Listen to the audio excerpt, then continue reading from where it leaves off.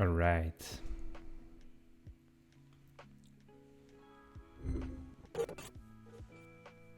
What's up? What's up, y'all?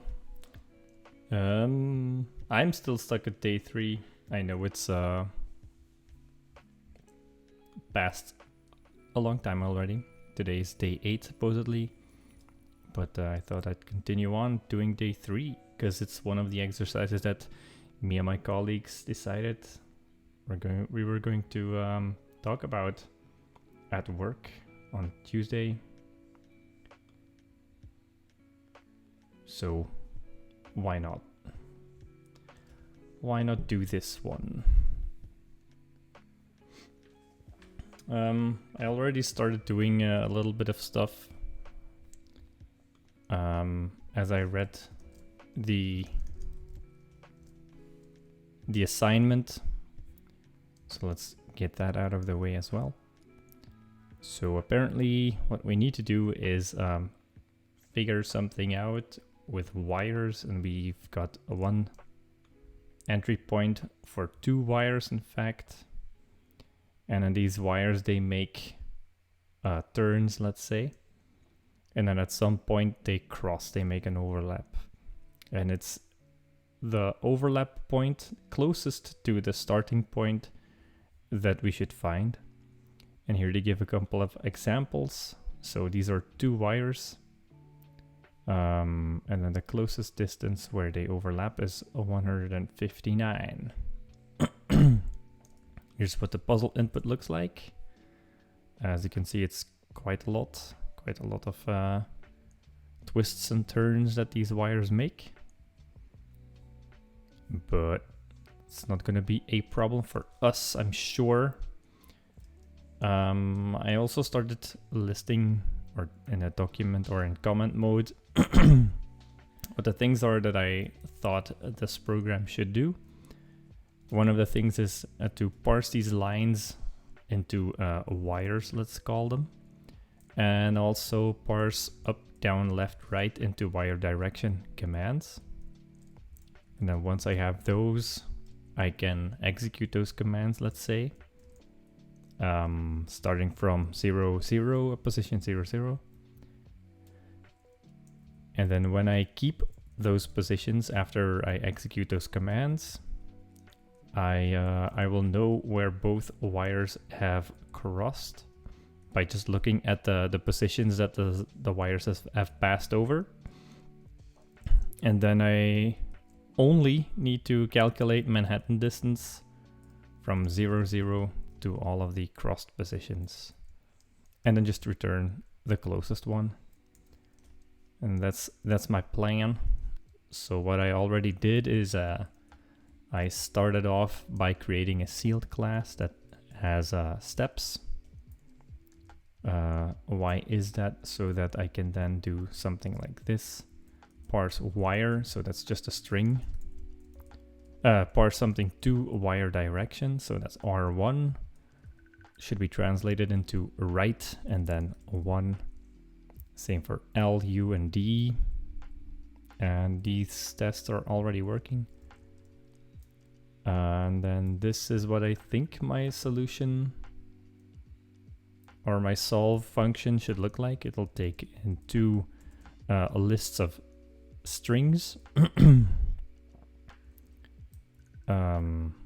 for both wires. And then this is going to be the result. I also already have a, where is it again? A parsing thing where I just read lines as this. I'll transform every string of a line into a CSV line. So I'll get a list of lists. That's what these wires are. So technically you can have multiple wires running in that text file. And then I just need to solve for both lists. And then, yeah, this is not going to be the correct output that I expect, because I don't know it, of course. So this is something that is already working, the parsing into wire directions. Let me just run those tests for you.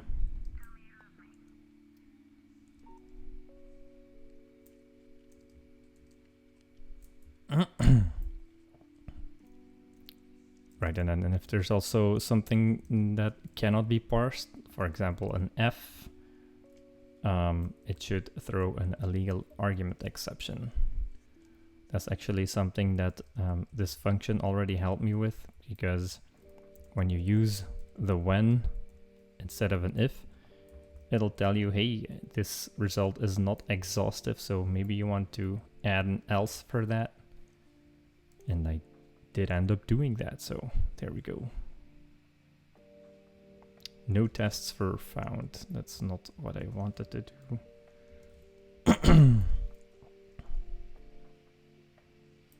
There we go. So parsing into wire directions is green. And then of course both of these are incorrect because they just return null. There's something else here. It seems that the actual input is not available. Weirdly. Might be because I'll need a package name in front of that as well. Let's check in fact if the other tests of day 2 are also working. Because that shouldn't be, I mean, they should still work as well. See in here, we also have just an actual input.txt file, which does seem to work. So it's kind of weird that this one doesn't. Now this is read lines though.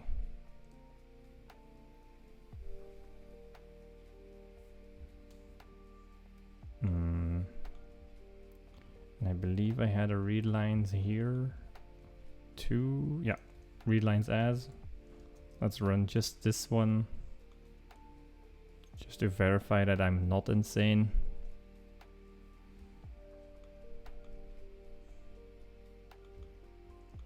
Okay. I guess we'll fix that when we get there. Not sure why it's not working, in fact.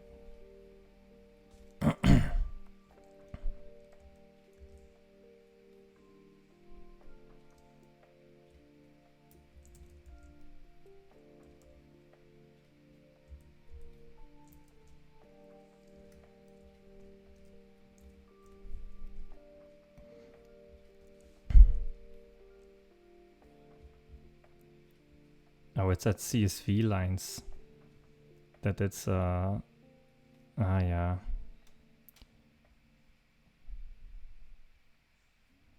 This takes in a string of, I mean, a file name, and not just what do you call it, a list of strings. So this I'll pull into something else.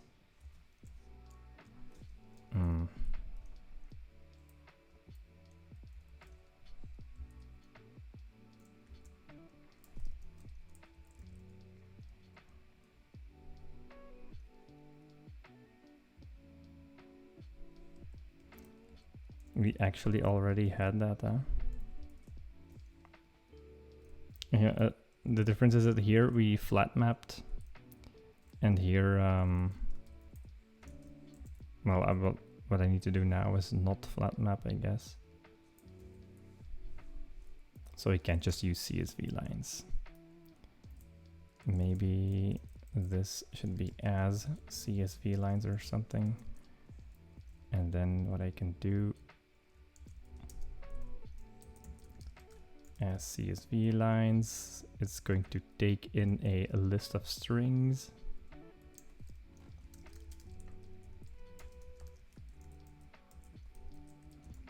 And it's going to output a list of strings, I guess.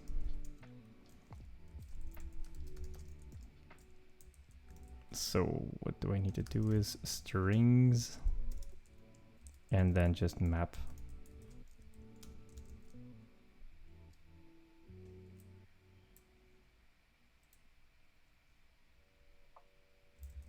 And trim, I guess, as well.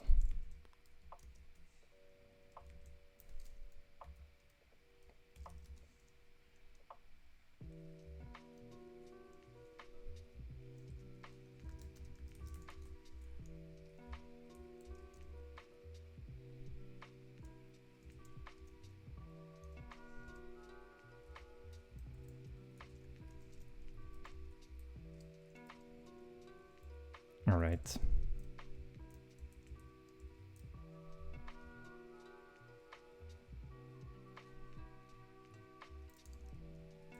Because what does trim do? It just gets rid of the spaces in between those commas.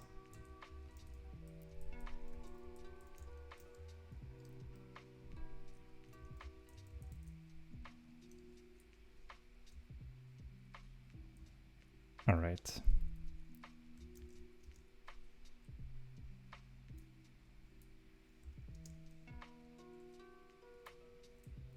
All right, and now I can't even, because this will return just a list of strings, so.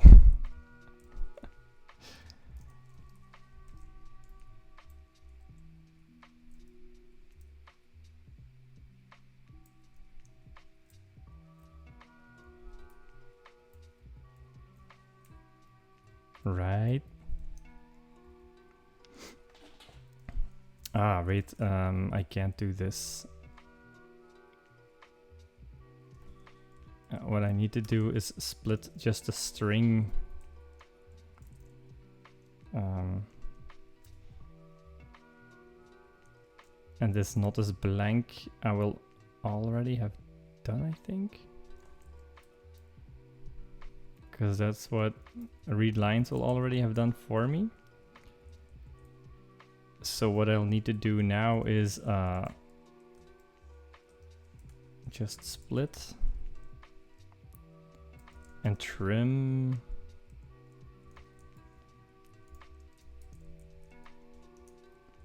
Because split will return a list of strings, and then I can flat map this, right?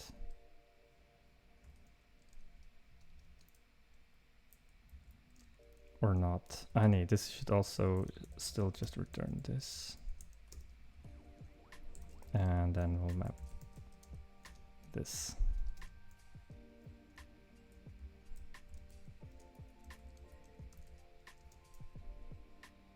Then it should compile. There we go. Now we'll rerun our tests again. All right.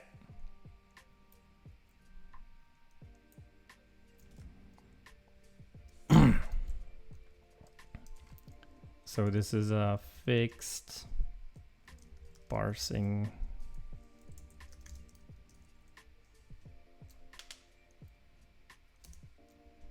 There we go. Then the next thing we'll need to do is, I should have removed those imports. Did I already push? No. Then I'll amend that last commit. And then I'll push. All right, so we did parsing, we did file parsing. That's over here. So what's next? Keep positions for both wires. So let's do that. That's basically making sure that we can apply those wire direction commands and figure out new position from there. So let's just do that. Create a new test saying applying wire directions returns a new position. Oh, or actually a list of positions.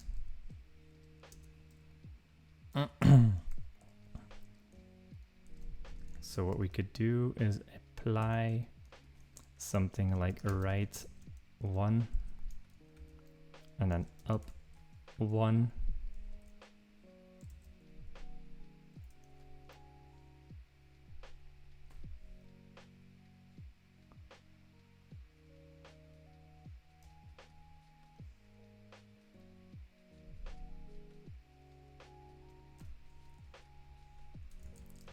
Apply wire directions, let's call it.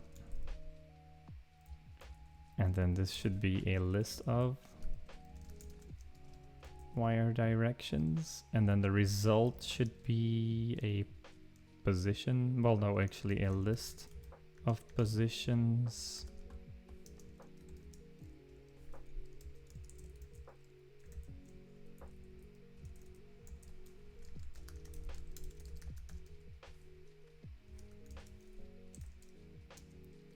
And then I can assert that, oops,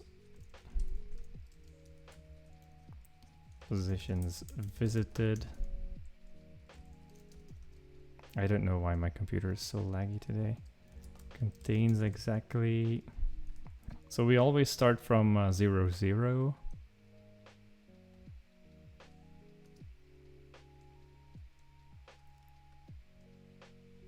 All right.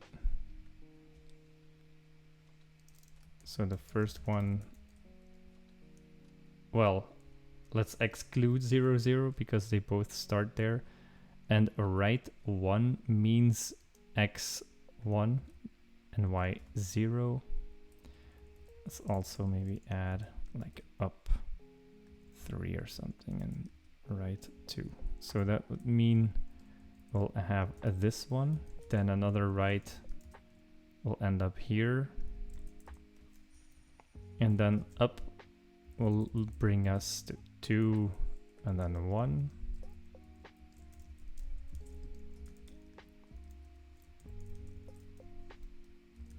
And finally 3.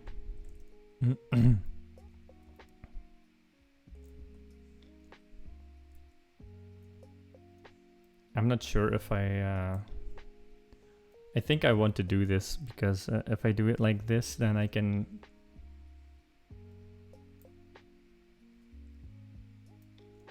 just compare what data classes are the same for both wires, and then I'll be done with the exercise, right? So apply wire directions.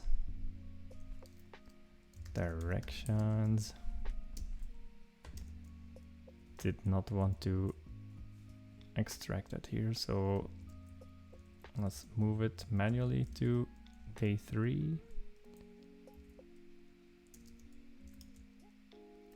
All right, I also made a position data class that you can create with @, so I didn't use that yet, so let's make it like this.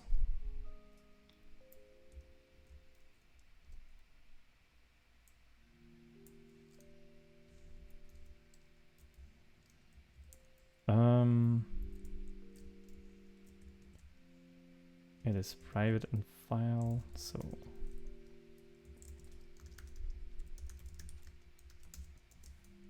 there we go.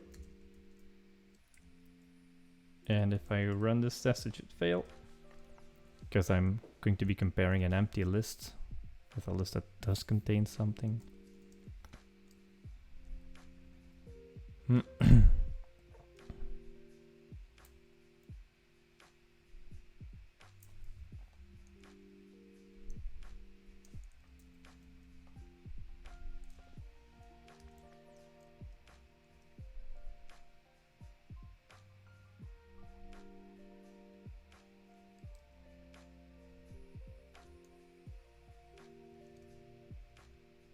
Alright, so I think what I can do now is translate these into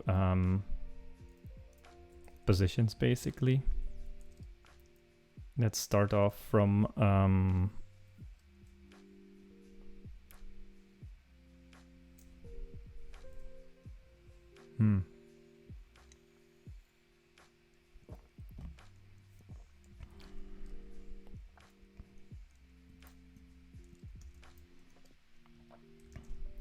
let's just try to implement it, I guess, a little bit faster maybe. So I think what I can do is I'll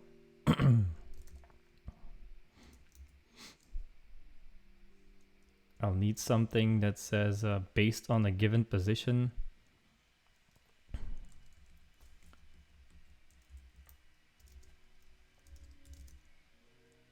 apply direction based on a initial position. And then apply the direction. So that's one wire direction. And it should return a new position. So this I can maybe test separately.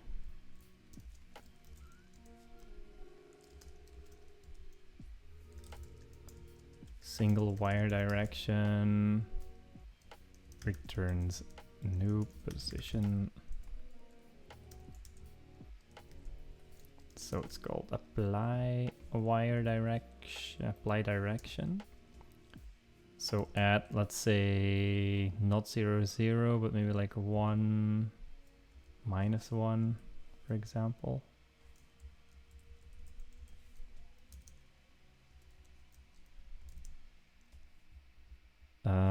And then we'll give it a direction of right 1. And we can assert that this is equal to a new position of 2 -1. And then we'll do that for other things too, like maybe minus. I can never do that, in fact. There's never a minus in here. So let's do 4, which should bring us at -3. Then up should bring us at 0. And down with 3 or something should bring us to -4. Okie dokie. Now that I read this, the thing I should rewrite it as is at and then apply a direction or something, or like pull. Let's call it pull. And it reads right, left, up, and down. So that would mean we'll do direction, initial position, pull into a direction, and we'll implement this as a member function maybe.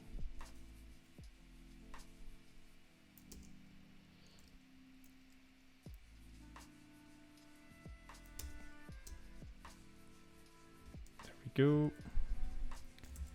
And then I think I can just get rid of this apply direction and just inline it, because then my test should just read at.pull. There we go.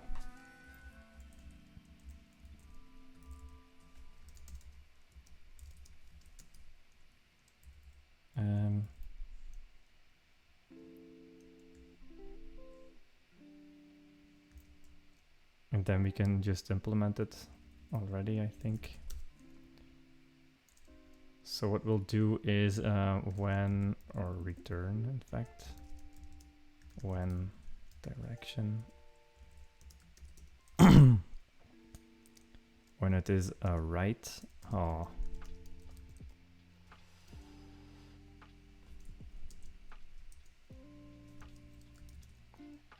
then I can return this dot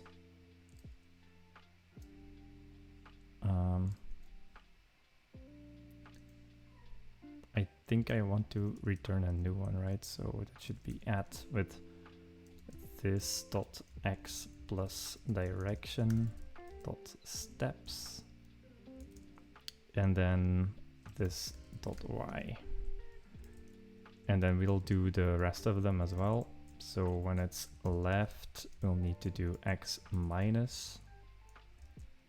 That's that one indeed. When it's up, I'll want to add steps to y.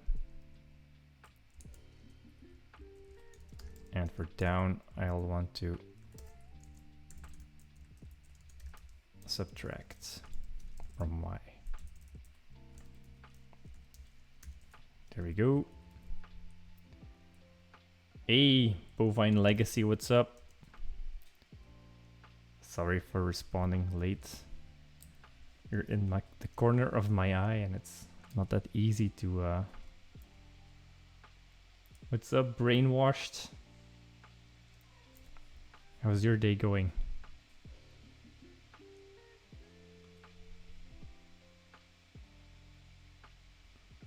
Pull in a wire, returns a new position.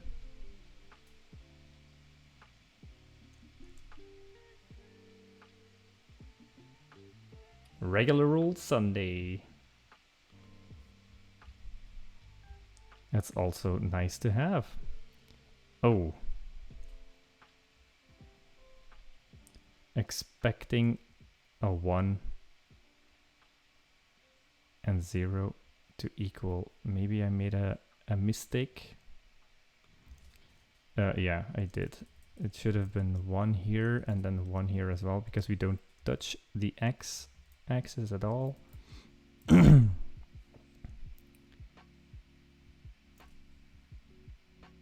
All right, so pull in a wire direction returns a new position. We've got that covered already.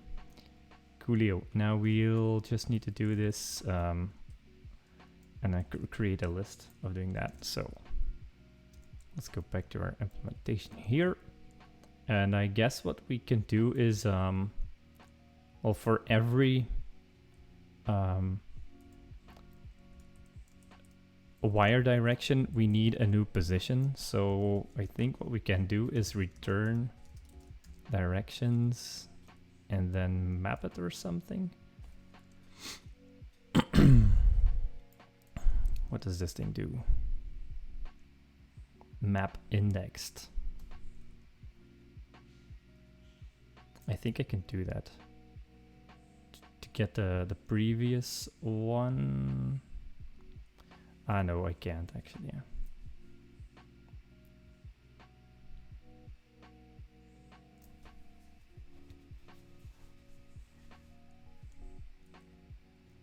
Maybe map indexed to. I think I can do this.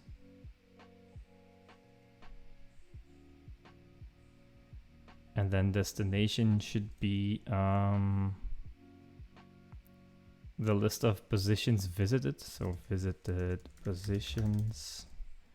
And my mapping function should be it.pull. Well, no, actually. Visited. How does that work? So I and it. I want visited positions y dot pull it.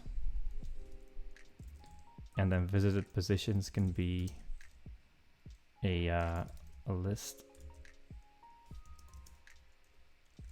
of position 0, 0. So at, in fact, at 0, 0.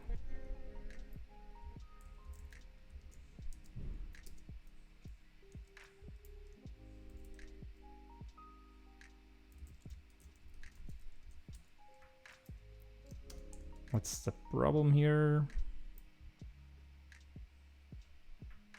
Oh yeah, it should be a as mutable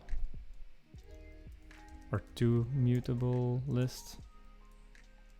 There we go. And then return this. Let's see if that works. I really need to update Nightbot.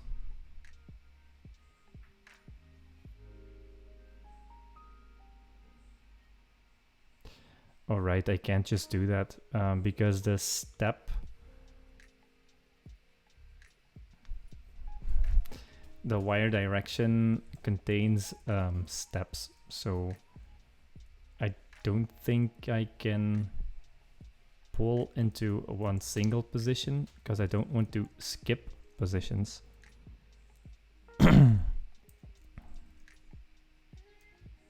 So this is going to be returning a list of positions, and I think.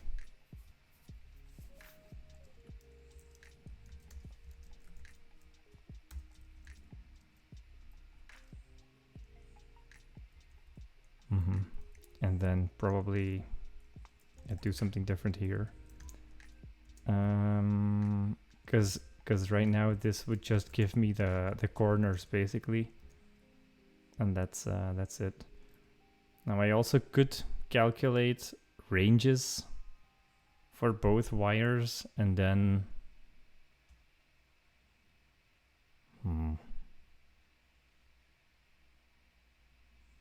maybe actually that's like a better idea to do, because the actual input contains values. Like the initial thing is like add 999 positions going to the right. So maybe I just want to calculate where they cross, and rather than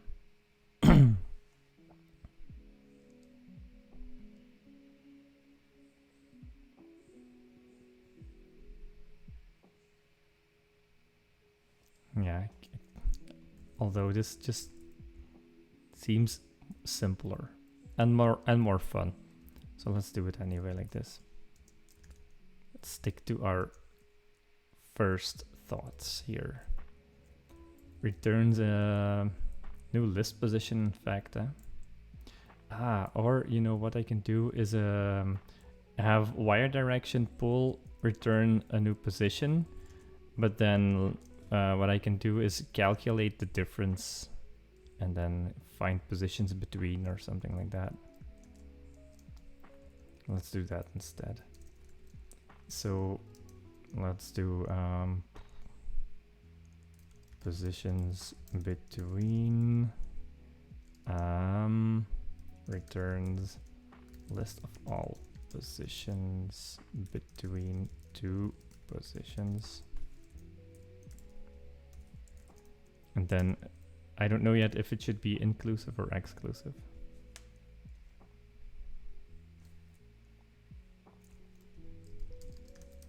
So what we'll do is we'll do like a 1, maybe 0, 0, for example, until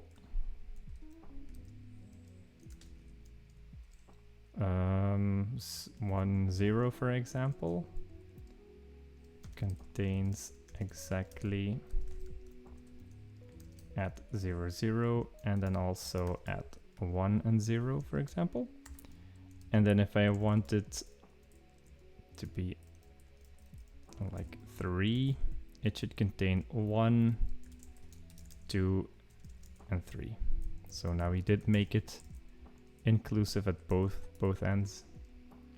A person writing tests. Good day to you, fine sir. Thanks, Hypnotoad. What's up? Yeah, I mean, writing tests also helps me in the first place. It's a bit of a selfish way of solving things, I guess. I think what we can do with this is make it look like this, because Kotlin is nice like that. But let's start it off by just writing it like this.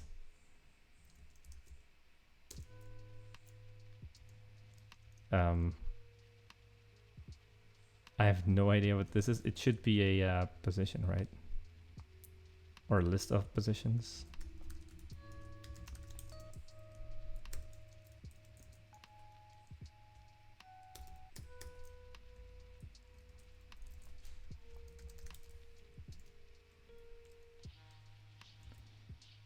Sarchaotic says I could only manage the fat list of positions way of doing it, but there has to be a more geometric way of doing. Yeah, I can imagine, but I'm really, really bad at math. Like, That's not an understatement. You've never seen Kotlin, you're a .NET C# dev yourself. What do you use it for professionally? Nothing until now. Willem, my man. How are you doing? Glad to finally catch one of these streams. It's nice to see you in chat. So, I've talked about Kotlin a bit to a couple of colleagues, and they're like, huh, by delegates, that's also in C#. Immutable vals, huh, that's also in C#. So really, I don't know if you'd get a lot of benefit out of using Kotlin in the first place if you're already coding C#. Overload the ... operator. Ooh. Okay, we can let's do baby steps. So first, let's return so position. what do my tests say? Oh, also, let's make this compile now. So what I should do here is return this until, and then yikes, it's actually this until that. That's what it should look like. And we'll do that for all of these. There we go. And then this will fix later.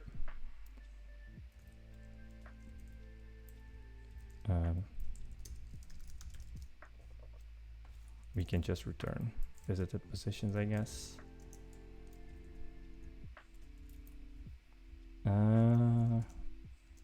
Okay, let's make the first one succeed. So we'll return list of this and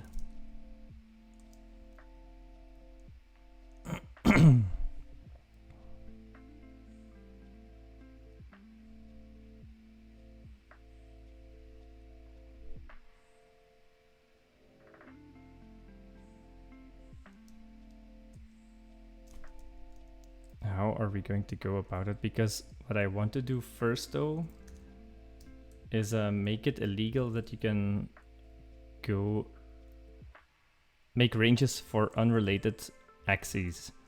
So I can't, should document that as well. Should explode when positions are on different axes, I guess. I don't know how you how else to say that. So whenever both of them are like in diagonal, I guess, then it should just explode. So this is the block of code I will expect to fail. So assert exception of type illegal argument, maybe state argument. This is argument is thrown by this block of code. That'll help in making it explicit, right? Doing great, Willem. That's great to hear. Also doing much better job of keeping up with advent of code this time around. Yeah, we noticed you're also in our leaderboard still. And though you're making me slightly self-conscious of my crazed Python scrawlings. I don't know. Have you seen Bruno's code, or Bokus for that matter? Let me share. So we have an advent of code 2019 repository that a bunch of people forked from. So I know Boke and Bruno are both doing it in Python. Boke is, by the way, also doing a great job at streaming He's every day. I'm not even kidding. Every single day, he starts streaming at 6 o'clock in the morning, just to be able to do it as fast as possible. And like, he's got this cool face swappy icon thing. So if you want, you should follow him as well. You should check out Bogus Code. Like, he's completed part 2. Wait, aren't we day 7 already?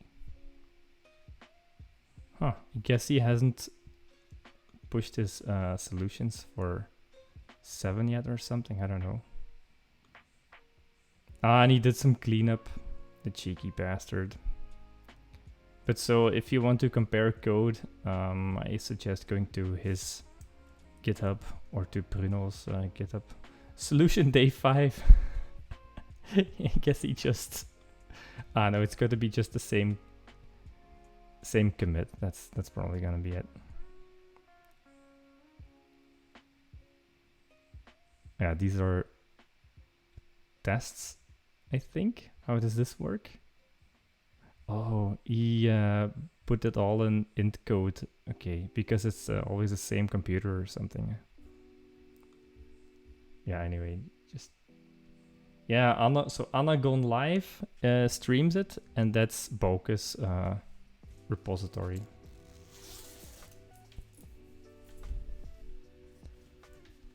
Yeah, but so are you gonna go and watch him live? Because that's too early for me, man. Oh, Jesus. Let's take off the hoodie. But yeah, so these were my colleagues. Feel free to check them out. Check out their code. They're probably way ahead of me by this time. If you check out the leaderboard, our private leaderboard, I view it. Yeah, there we go.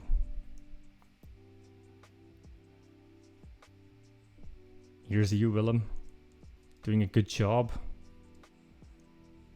Joren is also pretty high up already. And I am not that far behind, lol. Yeah, anyway. Fits right in with your sleep schedule. Nice. I'm sure he'll be happy to see you in chat as well. So what we were doing is actually implementing this, huh? So, I guess if I want the next position, I should probably do something like, or make a for loop or something, huh? Let's first check if this dot position dot x equal or not equals what the hell am I writing? If this dot x does not equal position y.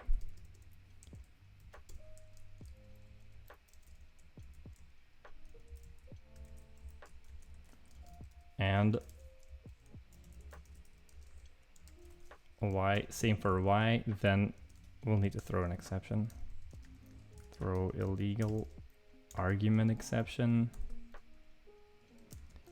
Cannot get a range for unrelated axes or something. Axes. I've got no idea how you spell that. So then if x does equal the other position's x, then I guess what we should do is for loop from position y this dot y until position dot y.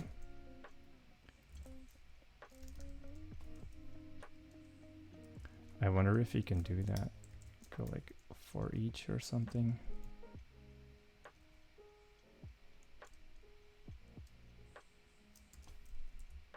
Because what does this do? It's like, yeah, range 2 produces an int range. And then I thought you could just for I guess y in something like this. Does that work?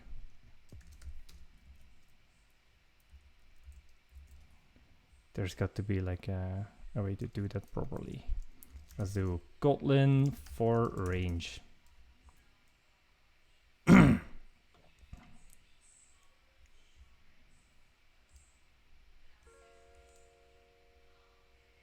Ah, okay. So like this.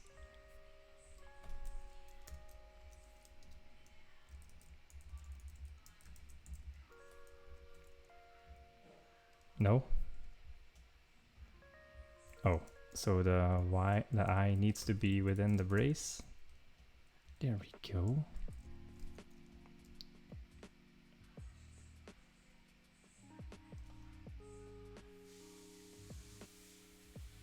I want to create a new list, so I want to add a list of let's get that thing out of here. So we'll need a new positions or something. We'll write this a little bit later.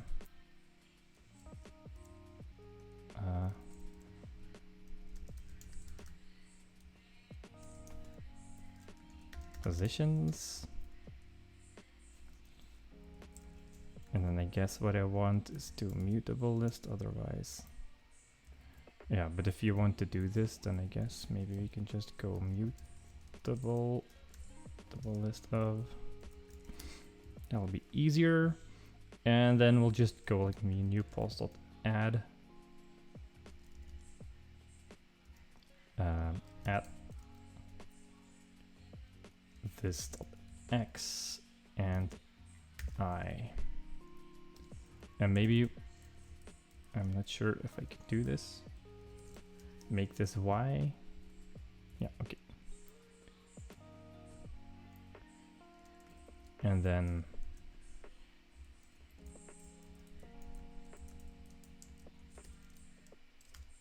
we'll just go over x.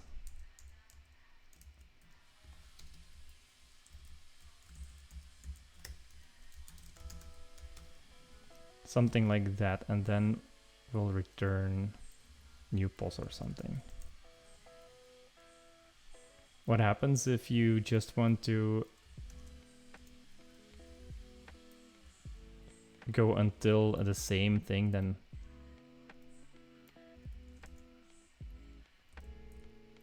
let's also write it in a different test. Positions between, so we rename that to until. Until with same position returns a list of that one position. So we don't really have a range there. So if you do this, then it really should only contain that. And I think we can be exhaustive with that.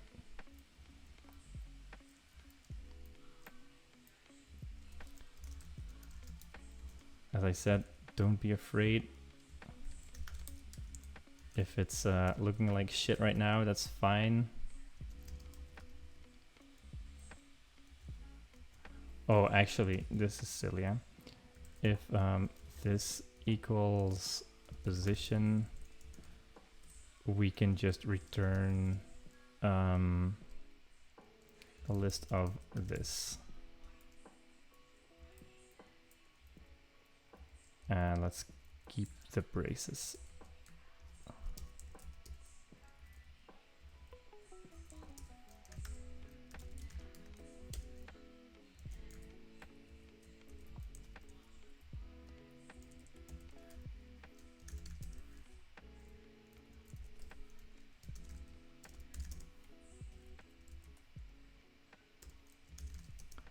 And now maybe what we can do is replace this with a when, and I'm not sure if it's going to be okay. Yeah, it's going to complain about not being exhaustive probably. I don't wonder why.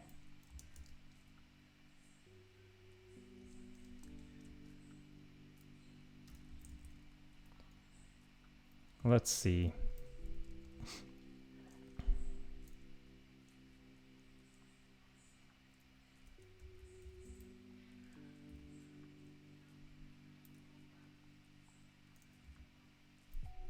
I wonder which one I'm missing here. So either they're both different and I want it to explode, else they're both the same and I want to just return this. When X is the same, I want to make new positions to cross over Y. Oh, right. I'll need to make sure one of them is the minimum or something. Or does interrange do this automatically? I'm not sure on that. Let's do a little scratch file. Kotlin. So if you go 1 dot minus 1, and we'll do for I in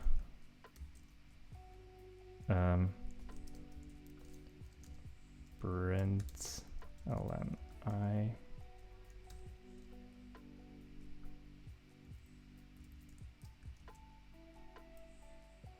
What do you mean this range is empty?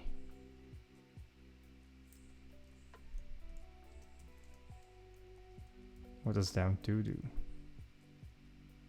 1, 0, minus 1.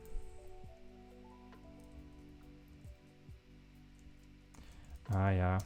That's probably why it was empty.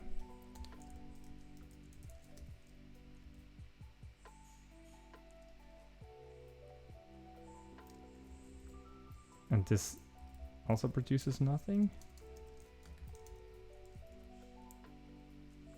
Yeah. Shit. The thing is, I really need them to be in order, eh? So I can't choose from these two, I think.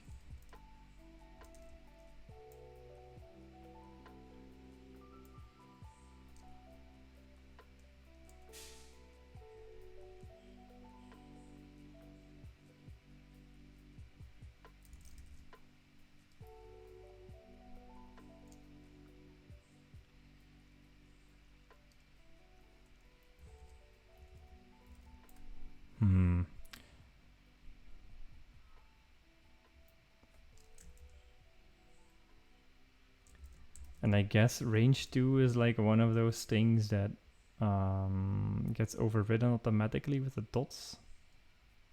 Because int is some type. Let's go back to our scratch file.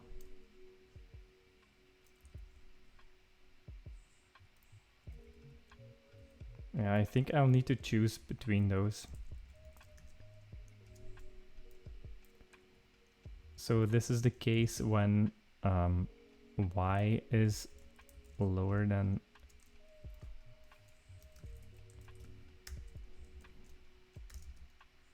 if this dot y is smaller, I guess, or equal than, or just smaller than position dot y. Go like this, and else we'll do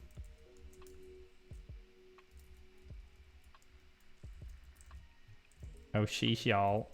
We'll do this, and we'll do down 2, and we'll do the same here. Don't worry, we'll refactor this later. I guess when you're here, legal argument, I think we're not supposed to end up here.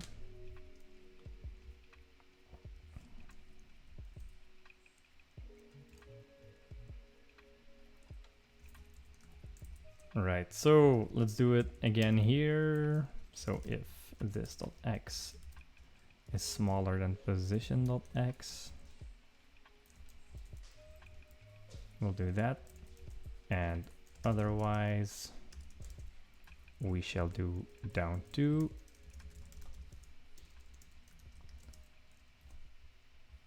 Okay. Let's rerun the tests and see if it works.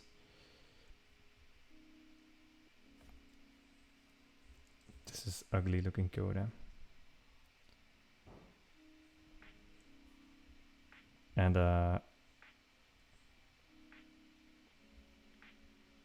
not even ugly, it's just plain wrong, apparently.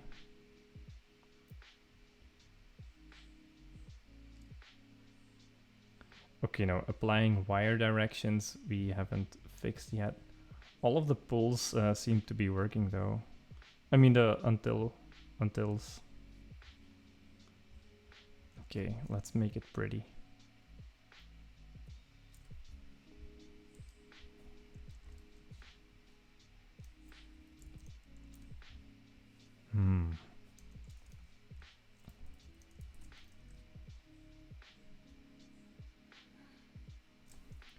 I wish there was something like yeah,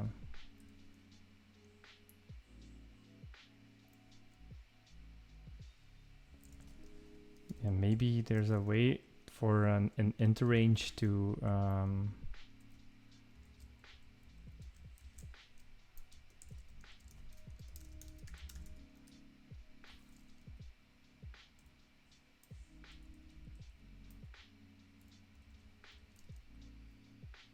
you were zoned out for a while. Wouldn't it be easier to do something like this map instead of doing the list manipulation manually? Probably. I haven't seen it yet. I haven't seen the light yet.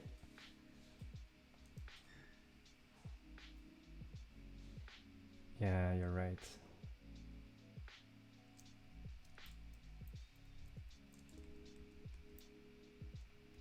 Yeah, I guess every time you see loop and then add, it means you can map. The thing was, I wasn't looking at this as if it was an iterable thing. So cheers for that. So let's do that, because it'll make. You can't do that? You can. You should be able to do that, right?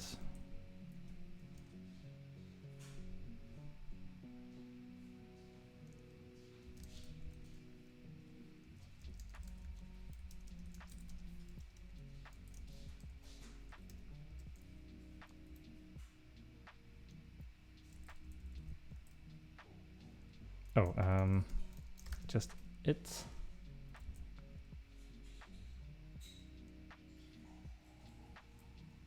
And then we can do the same here.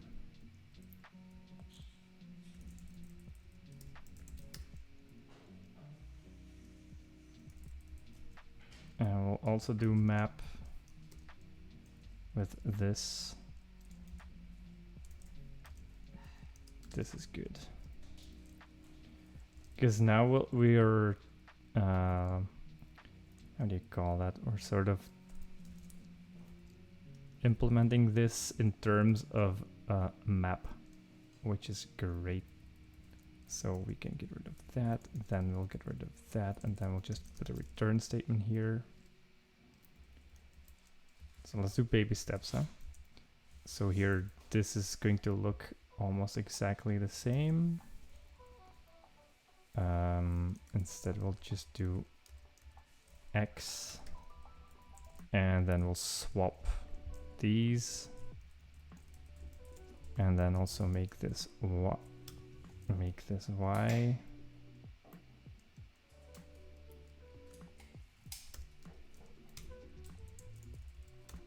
There we go. And now don't even need to make a special case for negative direction. Why is that? Because I think it's important that order is maintained, right? Let's actually add that as a test as well. Because it's going to determine the... or does order even matter? Yeah, it does. Because the last position is going to serve as the starting position for the next direction, let's call it. So this is simple case, then let's do -1. So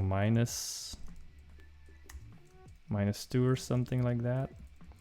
And then what we'll want, maybe it's not that good to start at 0.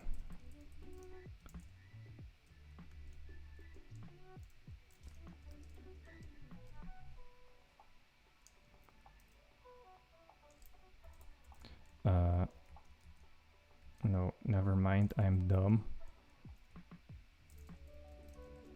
Let's just switch the things around. And then this should just be 0. And in that case, this should come first.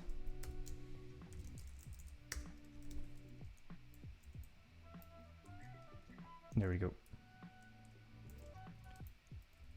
At least I think that order matters. I'm not really sure anymore.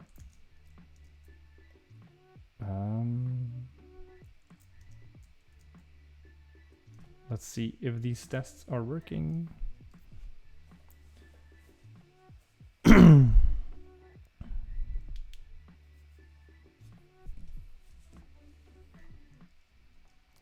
Looks like they are, like they all are. And then what we can do now is instead to get rid of the map, I mean not the map, but a special case for negative direction. You were wrong. Thought that say 3.1 would give 3 to 1. Yeah, I wished it did though. Like maybe there is some other function that does work like that, but I'm not sure if there is.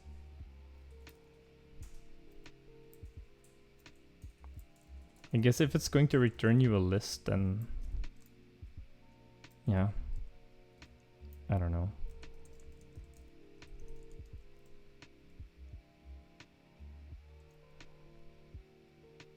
Maybe there is something else though in the range. If you make it explicit and you say 1 and then -1, and we'll wait, so can you do that? No, let's do for each then or something. Print ln it.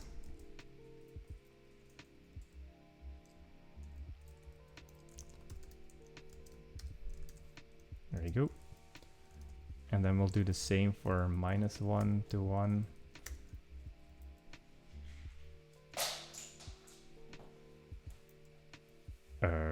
What's going on here?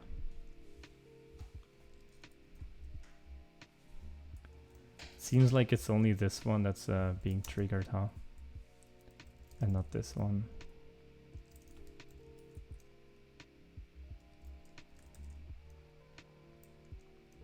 There's no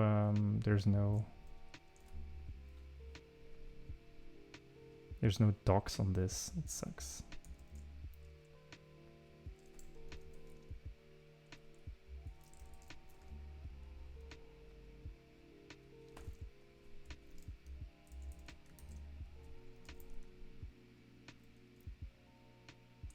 Maybe it's a different thing. Maybe it's not int range, but something else.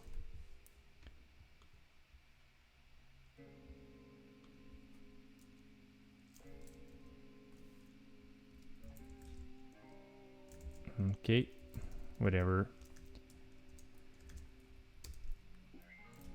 We can still make this pretty.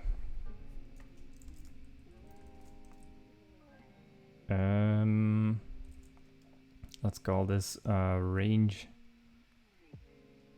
Y or something. And this range X.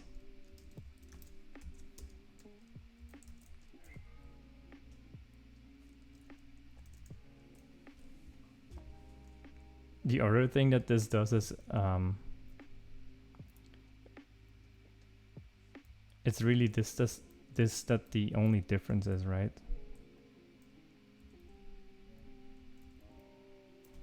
Because now there's duplication in these two.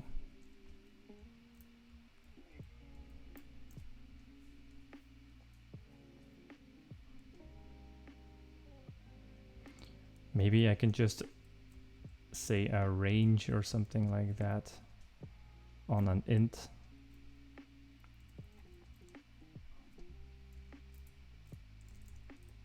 So something like this.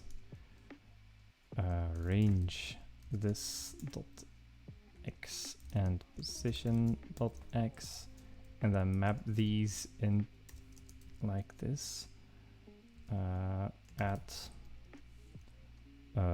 it and this dot y, for example.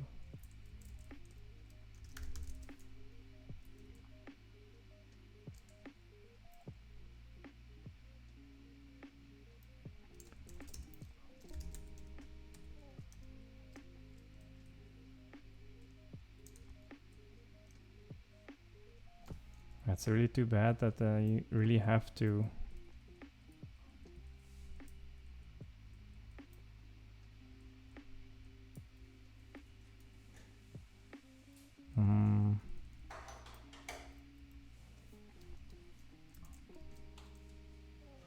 you can do a descending range with a minus symbol.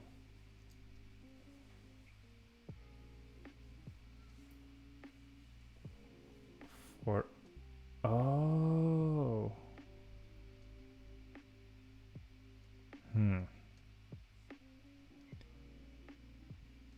But I guess then I still need, so that would make this look like this.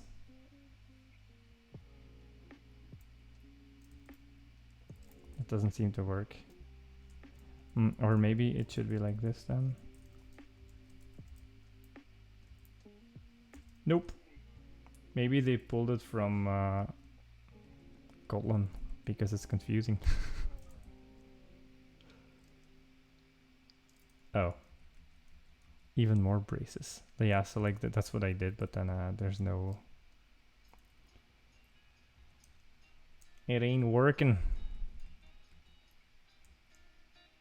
Okay, 7 years old, yeah.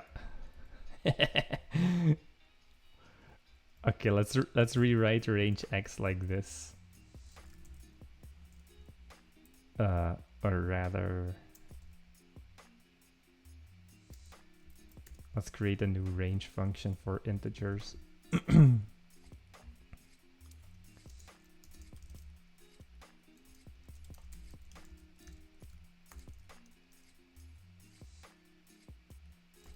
There was something I can do, right?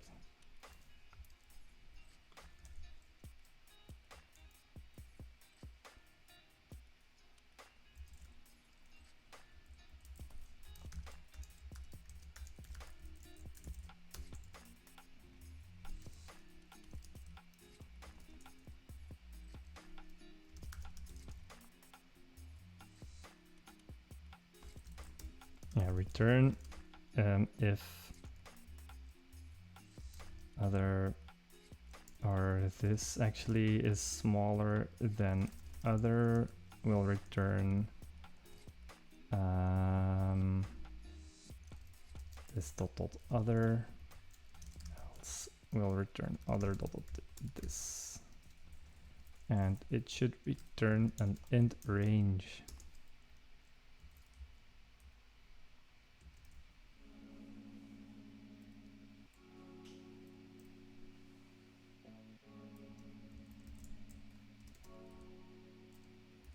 Okay. And then what I think I can do is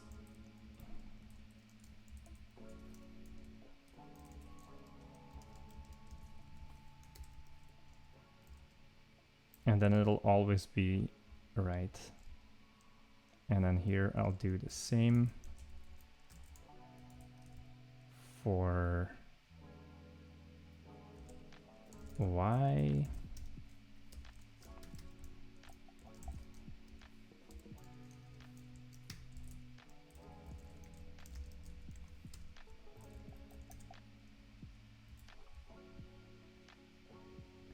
And then these can go, hopefully.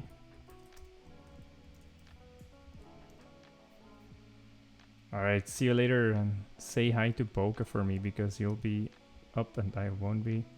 Hey, oh, there's one of them that's not working. Until returns list of all positions between two positions.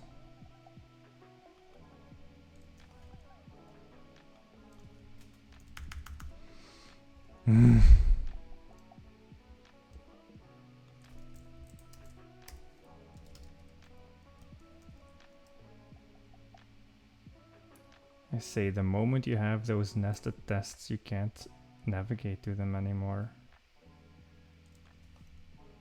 Ah, there we go. Unless you skip, you get rid of the internal. All right. And then if it's internal, of course they will run every time. Can I actually move here now? Okay, that works. Okay, cool. In that case, we will group all of these in an inner class we'll call until tests.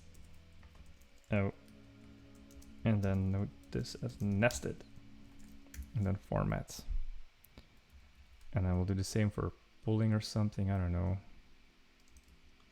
Like maybe call this general stuff. Inner class general tests. It's your service. And let's run this again.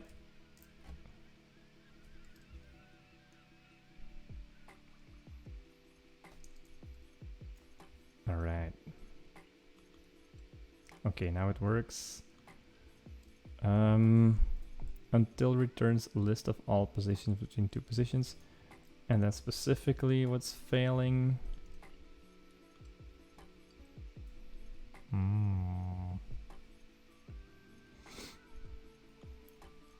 It's this one.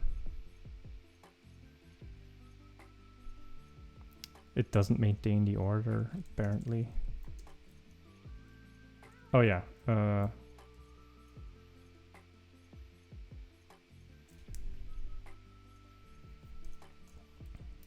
It should be this down to other.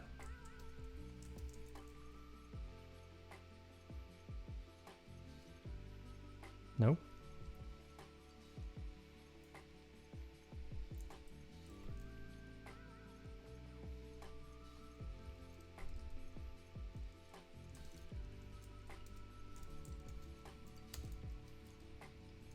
What? Interesting. You've got the progression and they're different.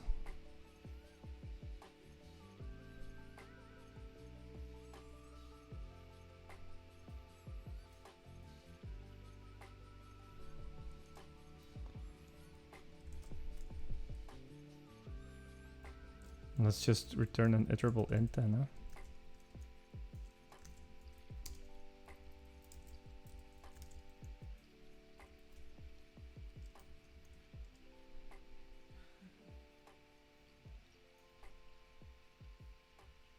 There, all the until tests are working now.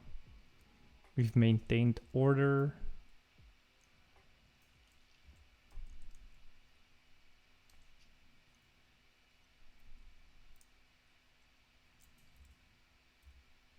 And then I think I want to replace this with a when.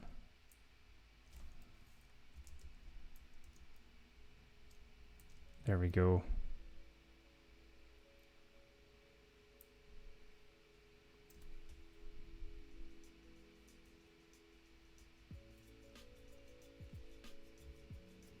Do I need this now? I wonder why. What if we make this explicit? No, because then there's always the combo, I guess.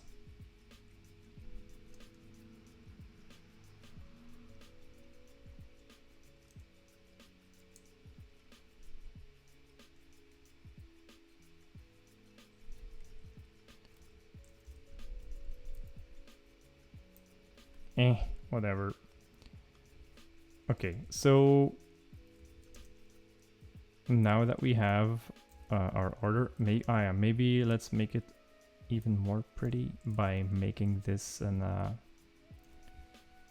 like one of those operator things where you can say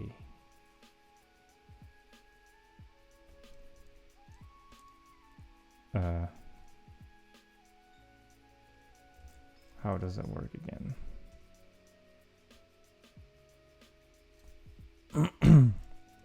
I think I need to declare it outside of the position itself.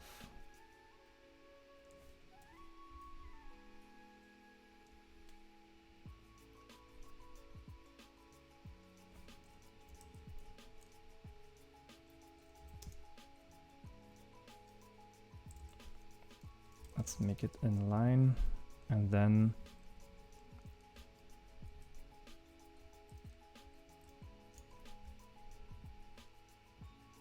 let's go to this. I was going to say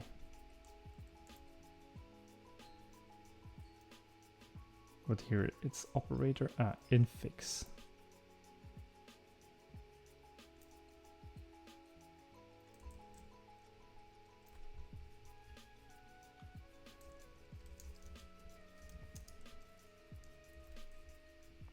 Because I think I can then do something like this. Yeah. And that's it.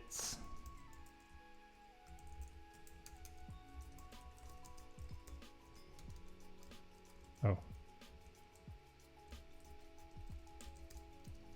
There we go. Oh.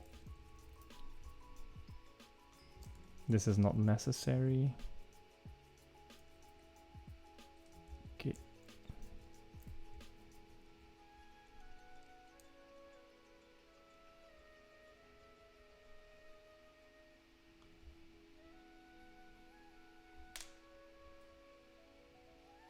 Yeah. Maybe do I want to do this as well?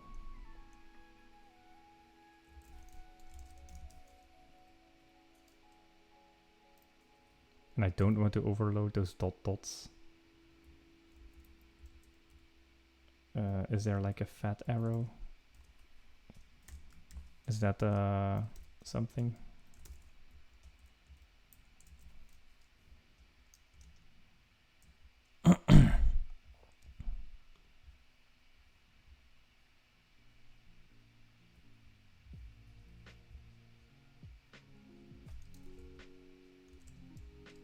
Custom Kotlin operator. Because why not?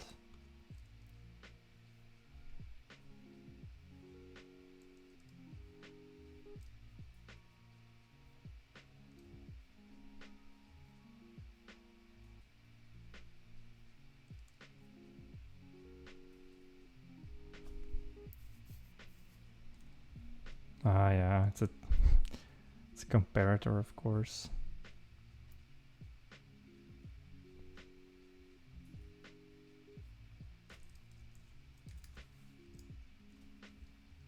Yeah.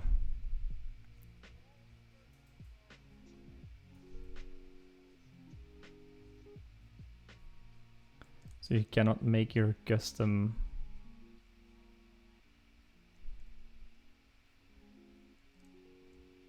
That might be a good thing, actually, yeah.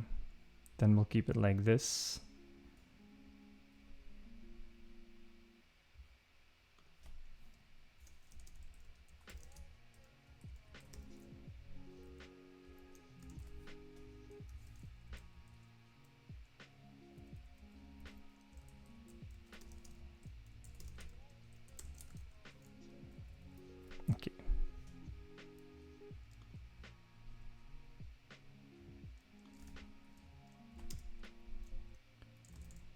And then let's also rewrite until like this.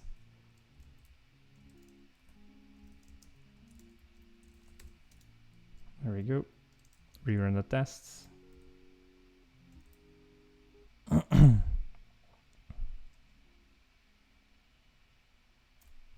Okie dokie.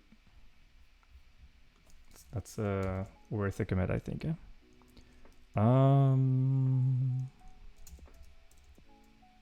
So bunch of helper functions on position.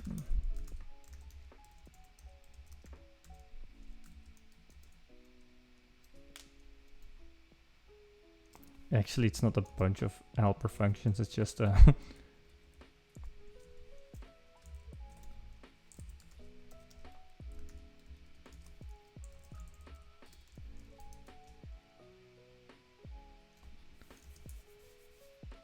there we go.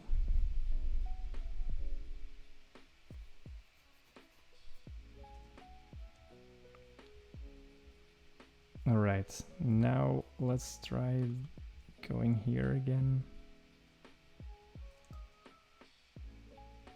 So this is parsing, this is a wire direction application, and then pull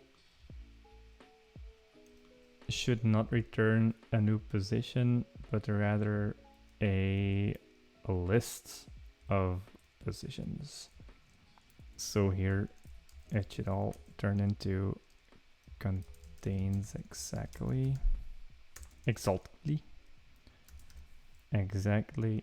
and there we go.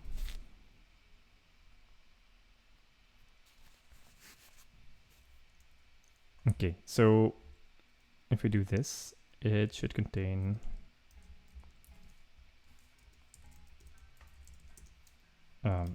at 1 minus 1, so the -1 remains. So that's 1 0 -1 -2. 1 0 -1 -2. And here we've got just a single one, and then with 3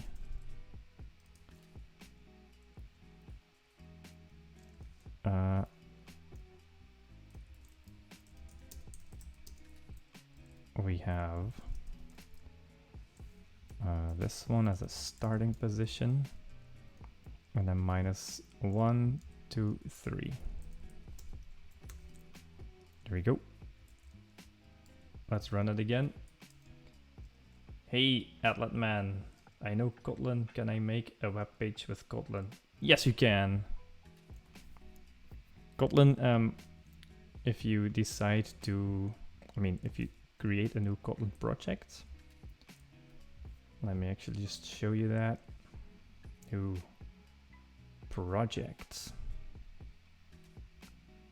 And you choose Kotlin, you've got a bunch of target compilation platforms, target platforms. Either you choose the JVM, or you choose JavaScript, or you choose native, or it's something multi-platform. So what you could do is you could even write Kotlin, JavaScript, and Java at the same time, so that you can share objects between the front end and the back end. So yeah, yes, you can.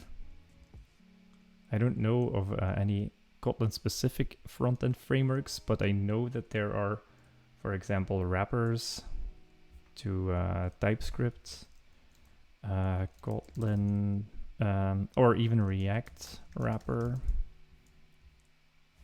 Let me make you that a little bit bigger here. React with a K.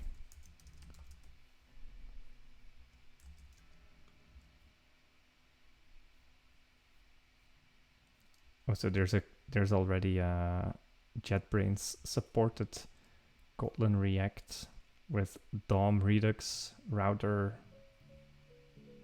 I mean, there you go.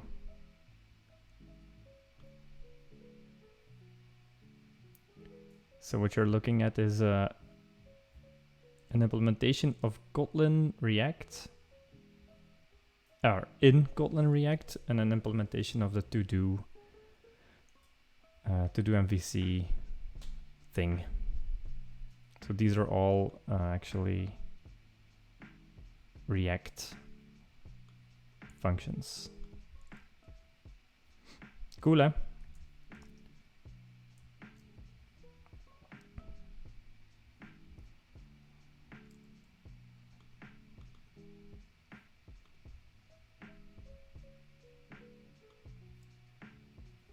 Okay, so the first one is broken. Why is that?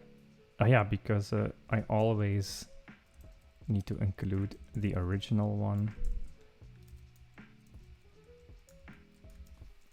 And same for here.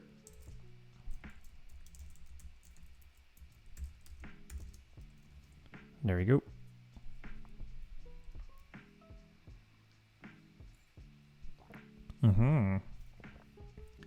And then applying wire directions returns a list of positions.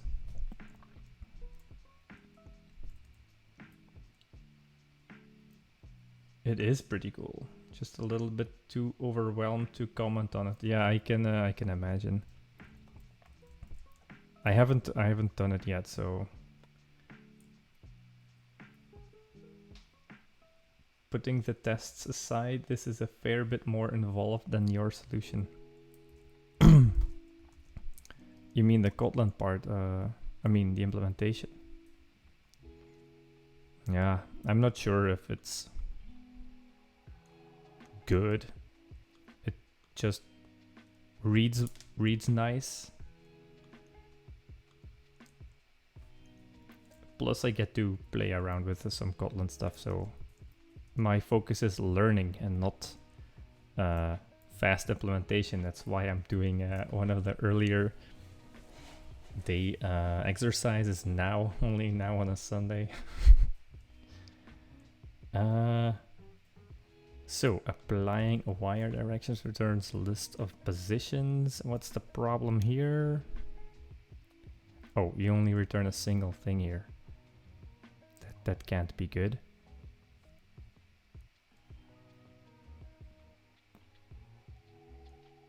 All right, so here,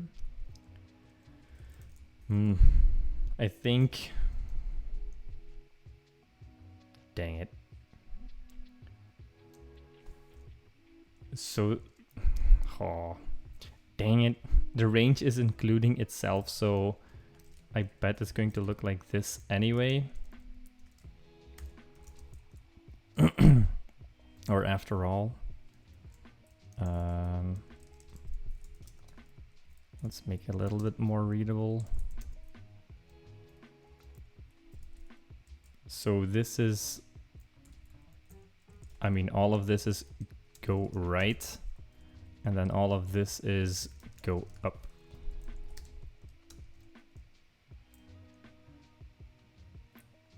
You just don't think you're good enough at the puzzle to use it in the way I do. Good enough at the puzzle.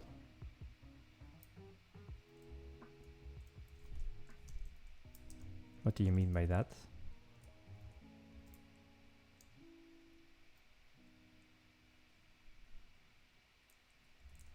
You pat yourself on the back after thinking. Yeah, I mean, that's already an achievement, honestly. These are not easy exercises, I think.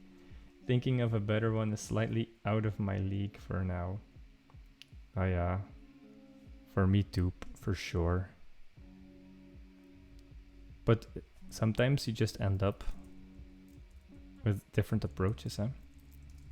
Really, I only try to split it up in these things. And I favor explicitness, and I think that's how I came up with these wire direction things. I don't know.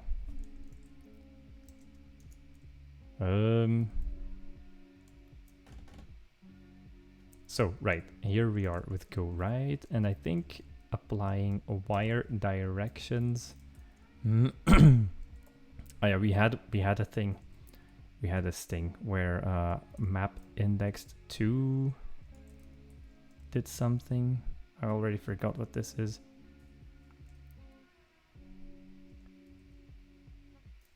Ah yeah, so I always wanted to use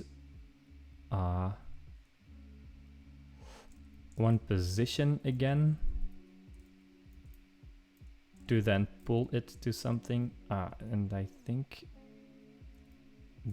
I think the only thing I need to do now is go like flat map, if that's a thing. Flat map indexed to no.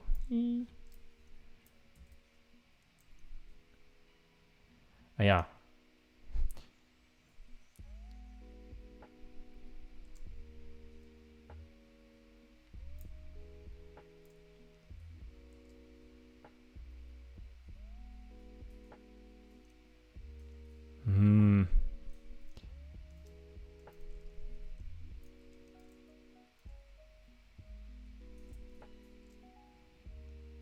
So these, the destination, which are the visited positions, and then my transform is this thing is going to be a list of positions, I think. Oh wait, no, I am mistaken. This doesn't take an index, and that's why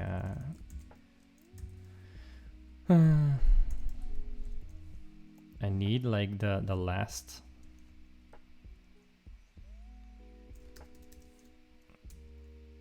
When I say that,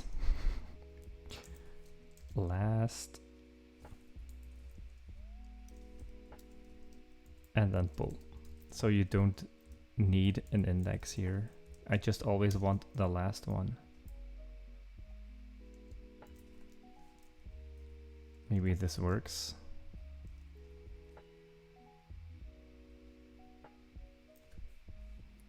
Guess it doesn't. Okay. Yeah, so since I don't need the, maybe let's do empty mutable list or something. Is that a thing? Empty list of you'll figure it out.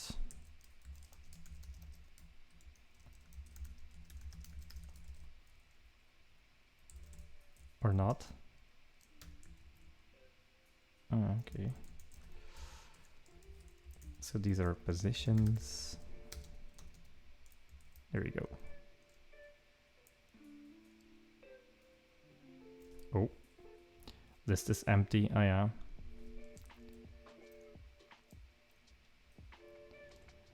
Let's do the thing before where I add the initial thing. So this could be a mutable list of.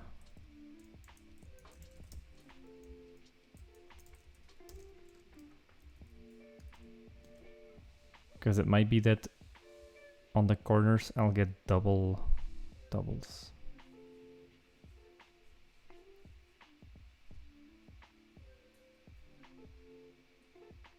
Yeah, see.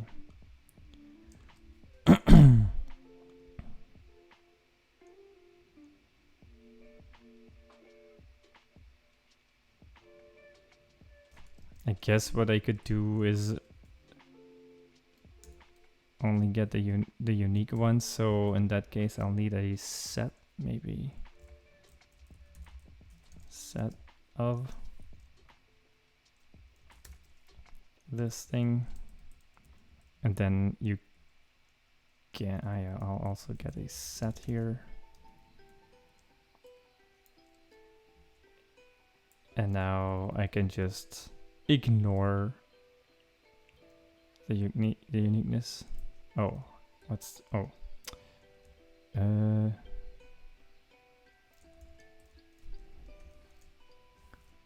yeah, it's not a list anymore.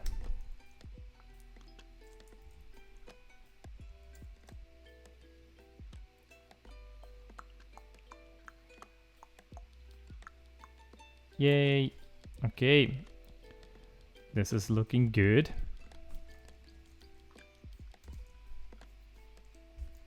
Applying wire directions.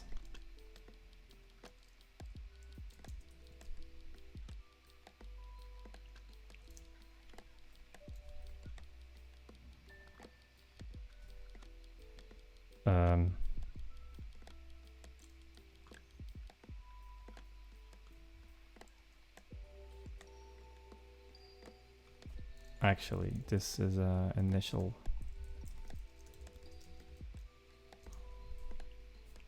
position. Then it should be go right, or the result of going right. Again, a result of going right. Result of going up, same. Position.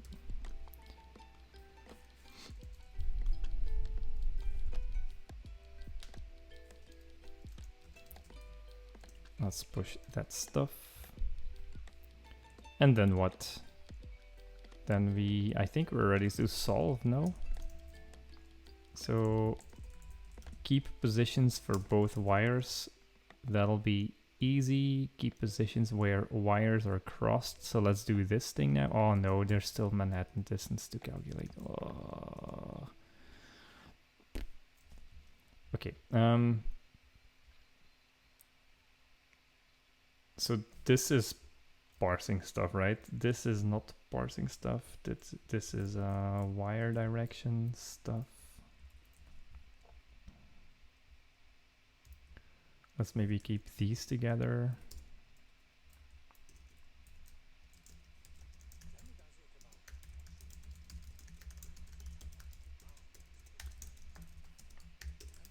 There we go. Did I not copy all of them? No, I didn't, apparently.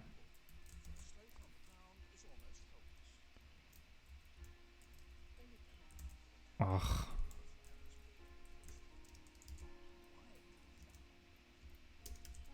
There we go. Okay, next is already forgot what we were doing. Keeping positions where wires are crossed. So get same positions in both lists. I think that might be as easy as look up.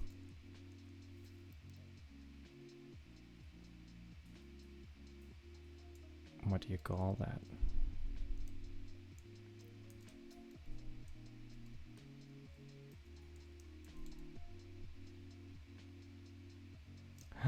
Uh-oh. There is like a loopy thing I don't think I have.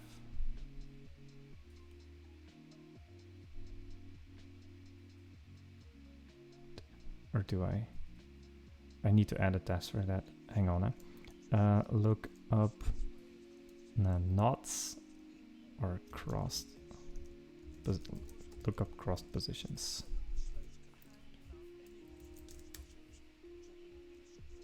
So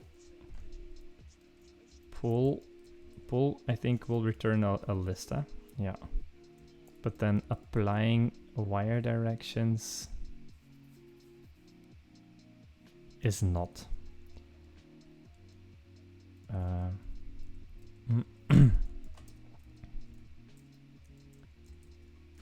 Resulting in crossing a self-crossing wire. I'm not sure what will happen there. So let's do 2 right to the right, then up 3.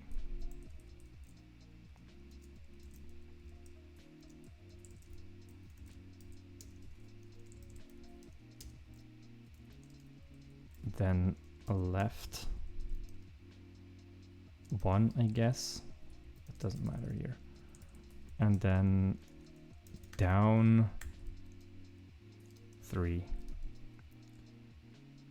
or 4 even. So what that would do is we'll go right twice, so that will bring us here, Then we'll go up twice, that will bring us here. Then we'll go left once, which is going to bring us here.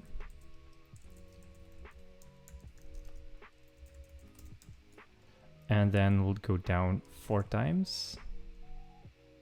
1, 2, 3, 4. Down. So that'll, oh man. That will bring us to 1, 0, -1, and then -2. And if I'm not mistaken, this one and this one is exactly the same. And I don't think that is the case. I'm not even sure. Like what I expect there to be is that this one here is just going to miss. And it might be even that this one will also miss because of it. So let's make sure. Because then I won't be able to use a set anymore. And I'm gonna be a sad man. Yeah, I'm sad. Okay, let's see what we miss here. Ah, no, okay. So here we just skip a position. I guess that's fine. As long as it just is skipped.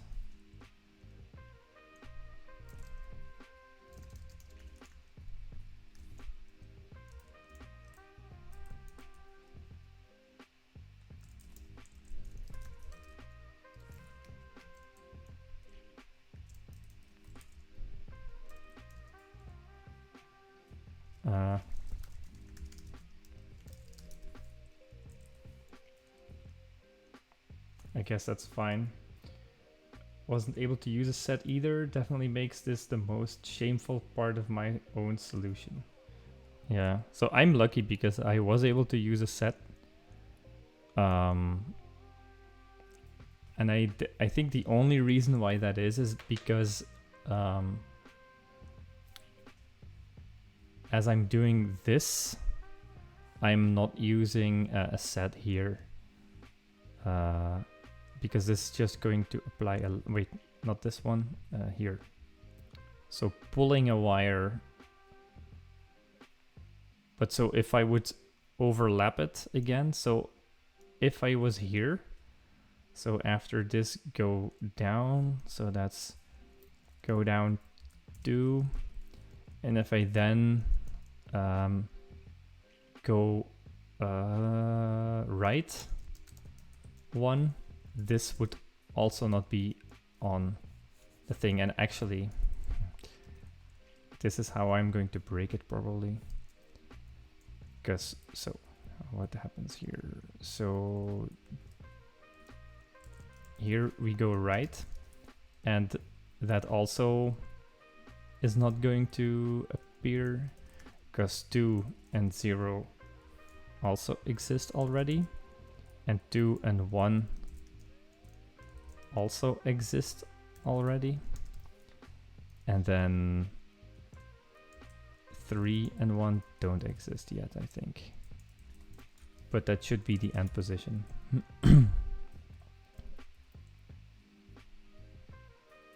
Sorry, should be 0 here,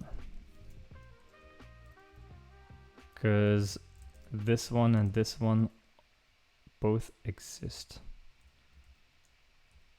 So this should be 3 and this should be 4, right?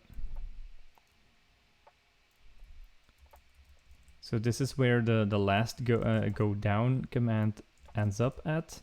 And then from there, I want to go 3 steps to the right. So that's 1, 2, and 3. And what I think will happen is this won't be there. And this one won't be there either.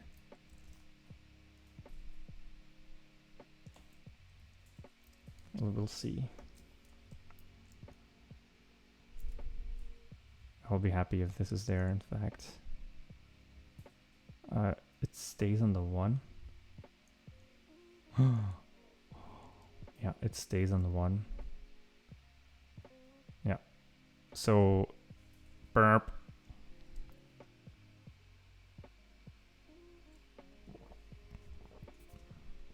So now I can't use a set either.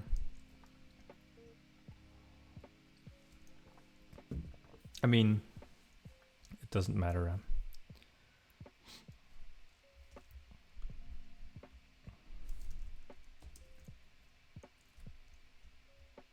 It's a good thing I added that case, because I bet the input has it.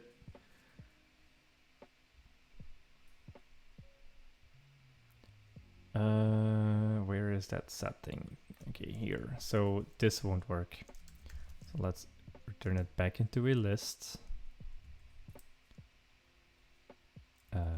Same for here.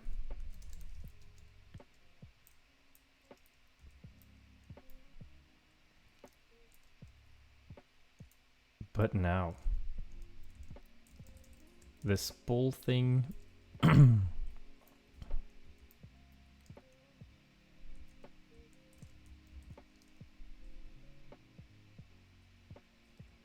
I guess we can refactor the until to just return, to never return this unless it's the same.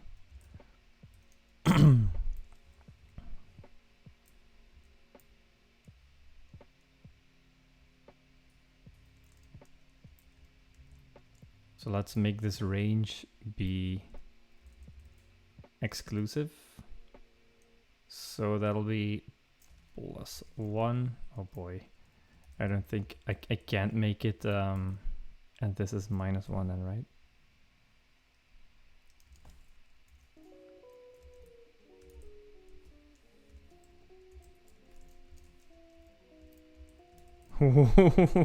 The scary part there. Yeah. And I think, nee. Now my position until tests are going to break.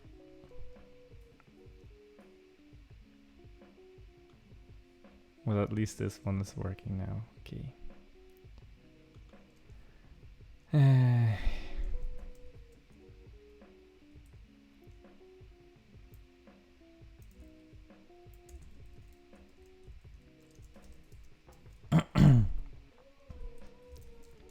Excluding the start.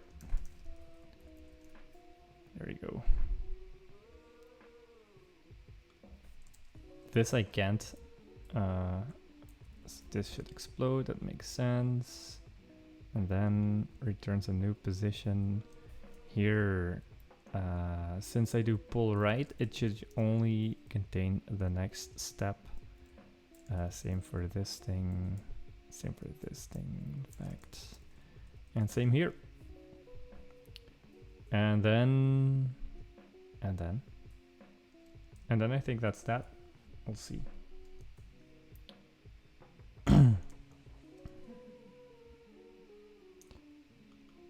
The self-crossing wire test is broken.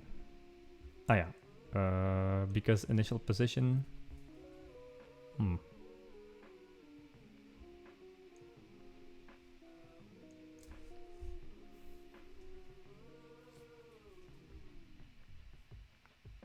What's the problem?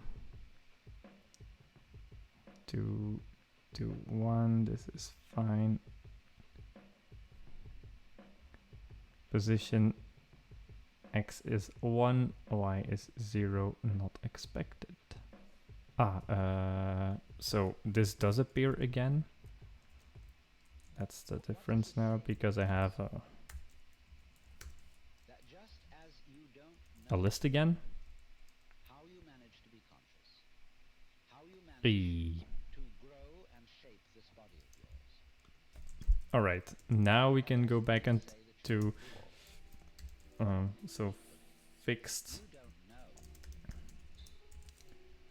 for a self-crossing wire. It's a tricky stuff, huh? Okay, I did end up adding a new test. Looking up crossed positions. Look up crossed positions between two lists. So if we've got one at 1, 1 and another list containing 1, 1, then I expect it to look like that.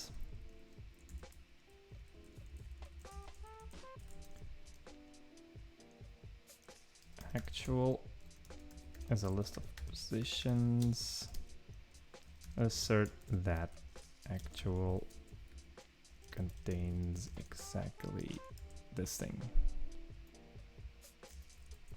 At. That's it. Let's create this function.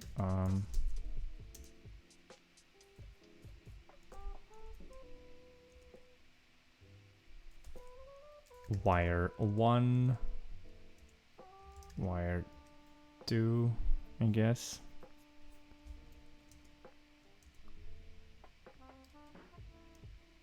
And those are crossed positions. Can be return empty list. Should not be private. And we'll extract this into our day 3. Where are we going to put that? Let's make it a little bit closer to the solve.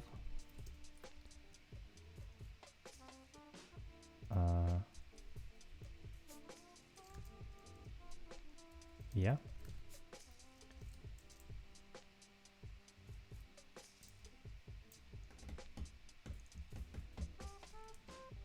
Cool.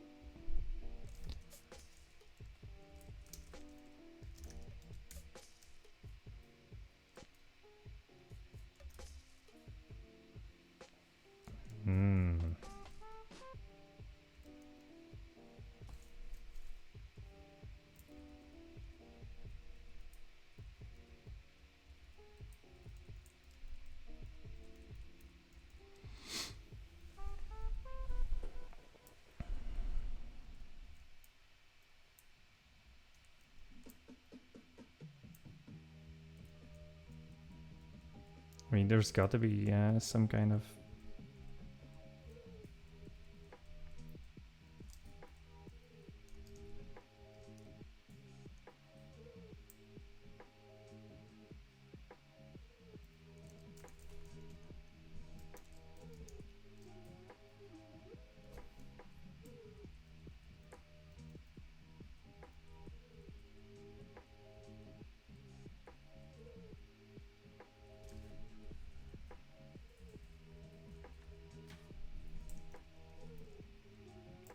there's got to be some kind of function here, no?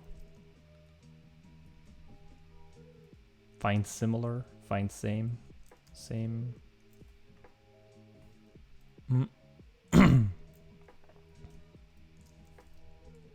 Or not.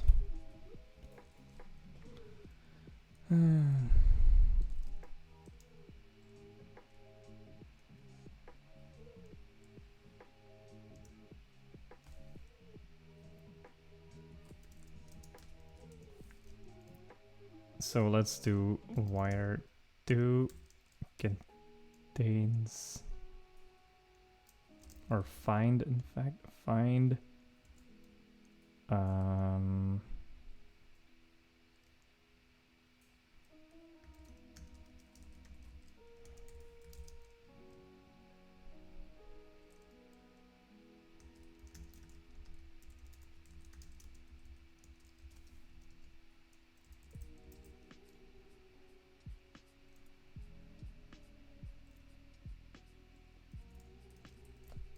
let's map instead of find for each. And now I've found the ones that are equal, no?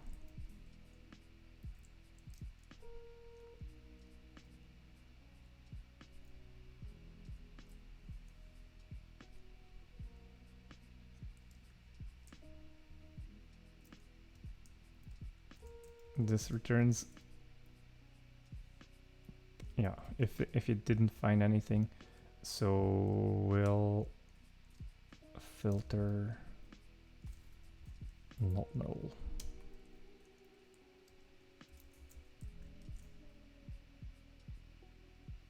Ah.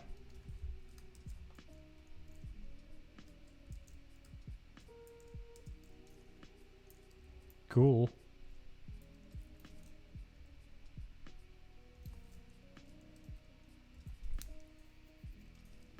Let's see that run. All right.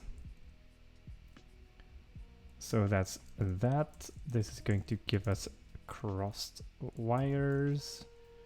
And then calculating Manhattan distance. Oh, I hate this.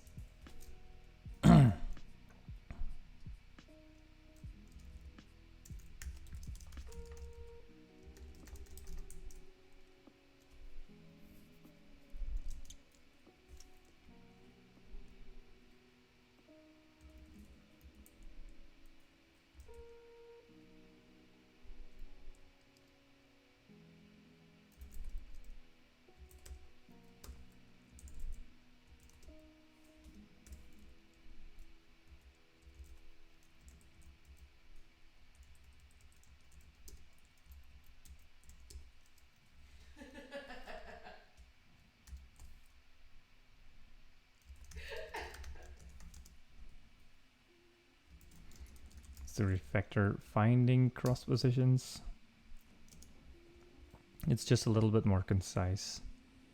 Okay, let's do calculating Manhattan distance. Manhattan distance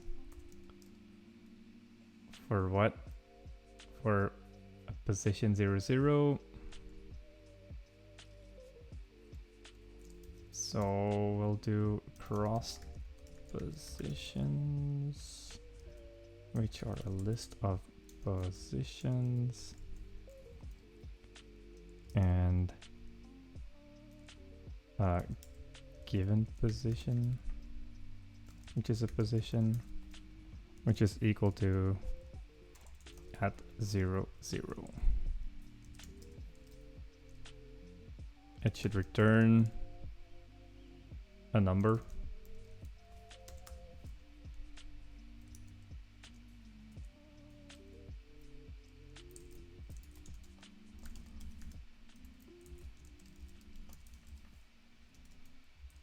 And then we'll type alias Manhattan distance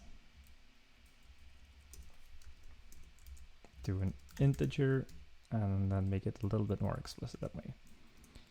Alrighty, let's do that. Looking up cross positions, it can be there. So this is other crap.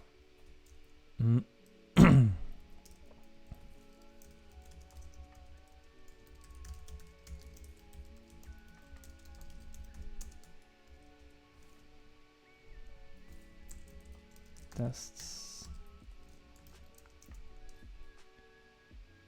Ugh. Empty lists.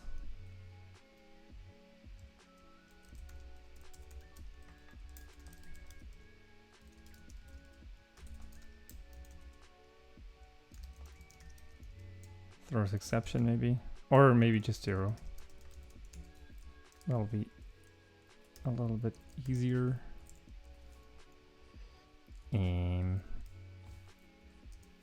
Empty list.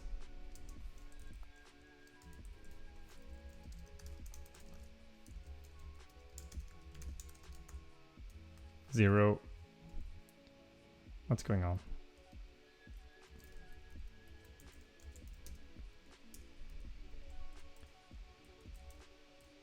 And then if we do list of 1, 0, should be 1. Same for here, it should be 1.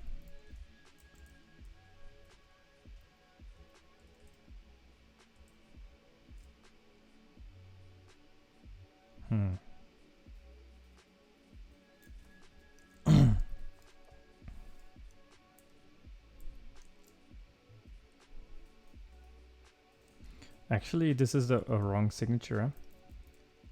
What I want to do is not of a list of positions, but just of a single position. Huh? And in that case, it just belongs on position.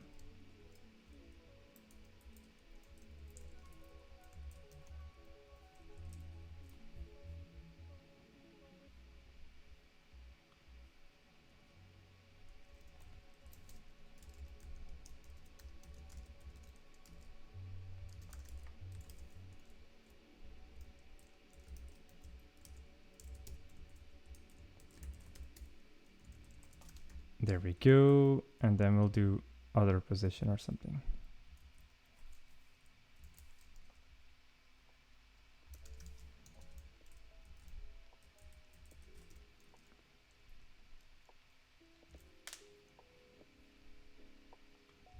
There we go. Let's also rename this one called other.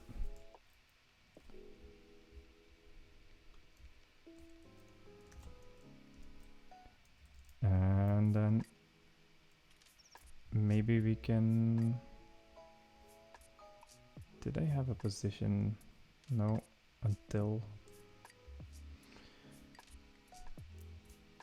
Okay.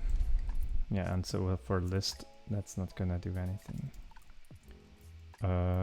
Then I can't actually do this, and I need an object, which is great. Manhattan distance to itself returns 0. So if I were to go like that,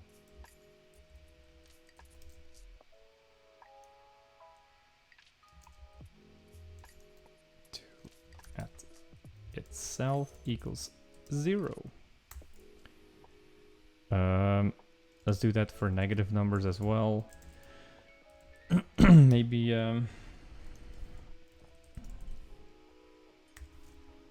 so like this. There we go.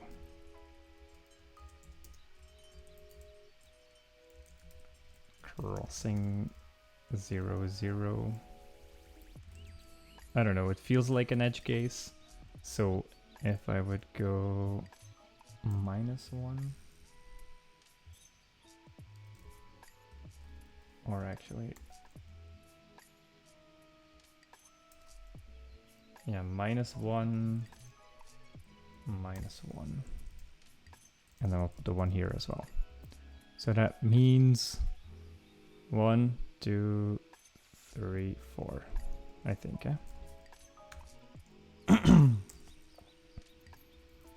I think none of these will work.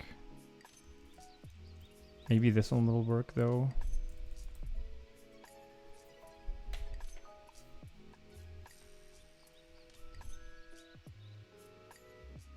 Okay.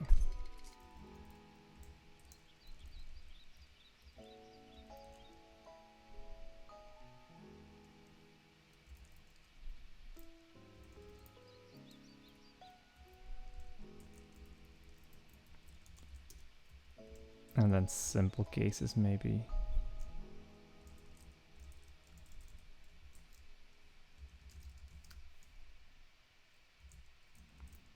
So we'll do something like this, do -1.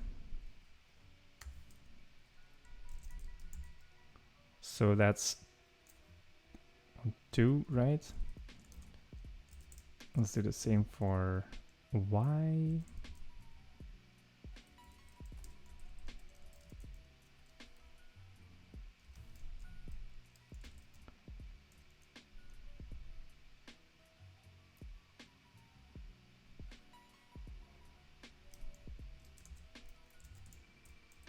And then just go up, maybe. Or diagonal. So that means 1. Hang on, huh? 1 and then 1, 2, so that's 3. Guessing none of these are working right now.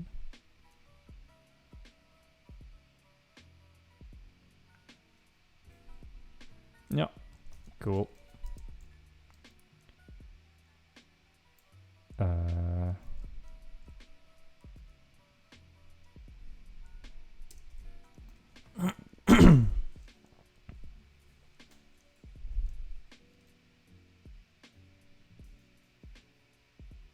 So how can you do that again? That's like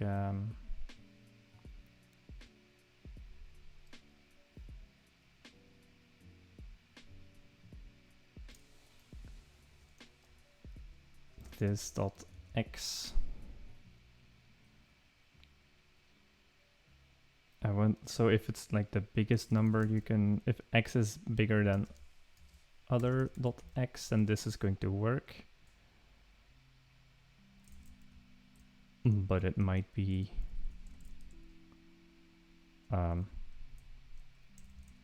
smaller than. So I just want like a difference of some sort.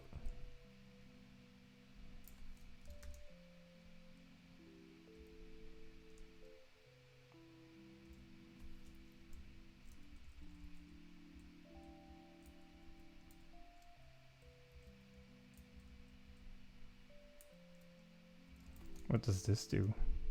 Oh.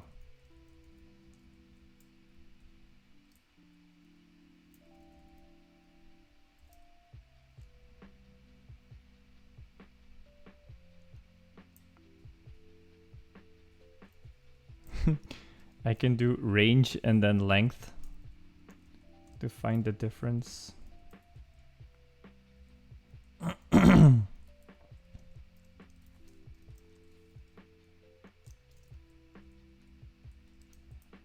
Why not?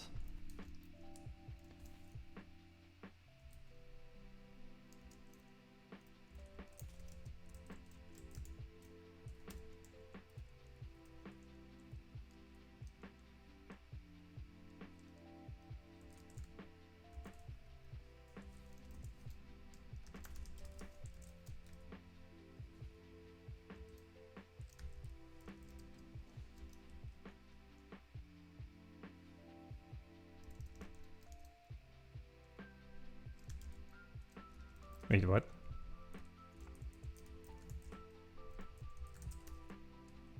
What does range return? An interval. And an interval doesn't have a size?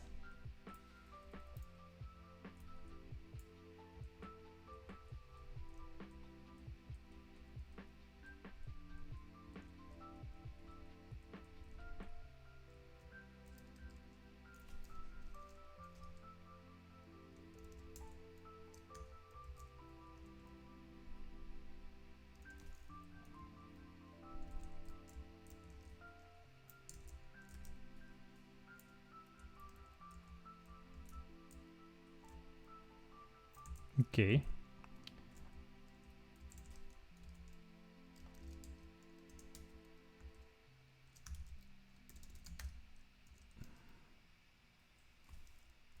Yeah, I don't know if it's ingenious or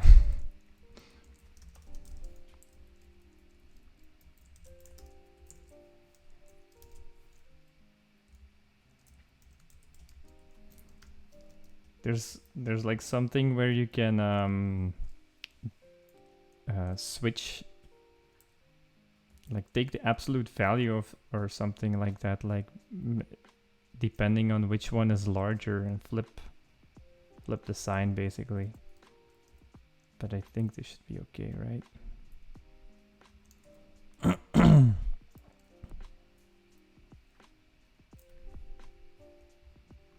Hey.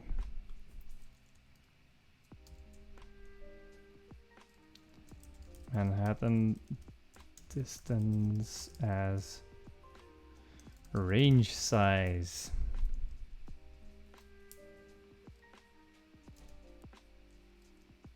Now I do want to look up what I did in other years, because there was some year where I did maybe it was 2018, I forget.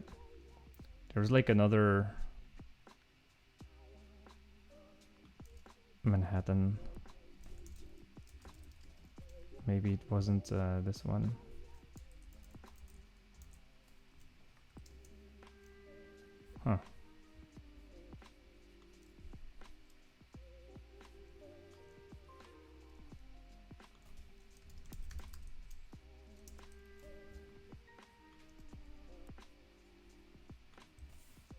Let's see, yeah? Manhattan.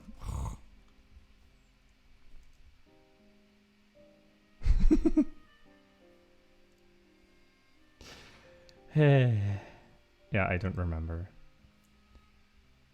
Maybe it was this one.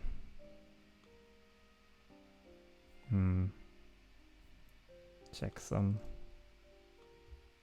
Aha! Manhattan.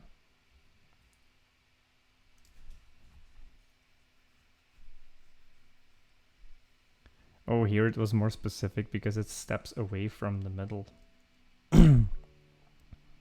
It's basically also a range, yeah? Jesus. Steps away from middle. Distance.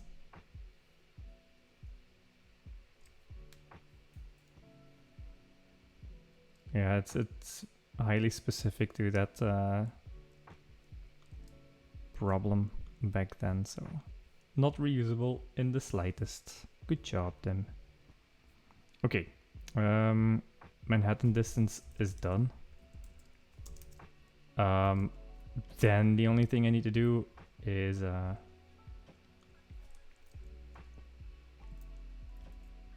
solve it. And I already have the tests in place for that, so let's try. So I want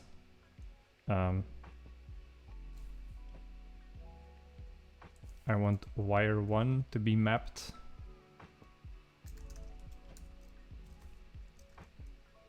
to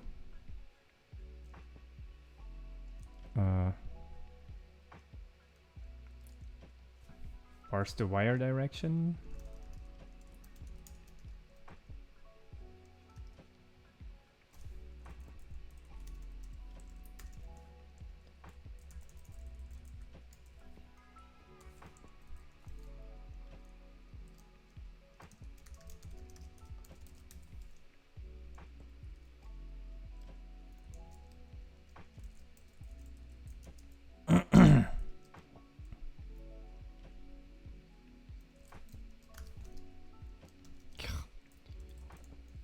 Still end up doing this.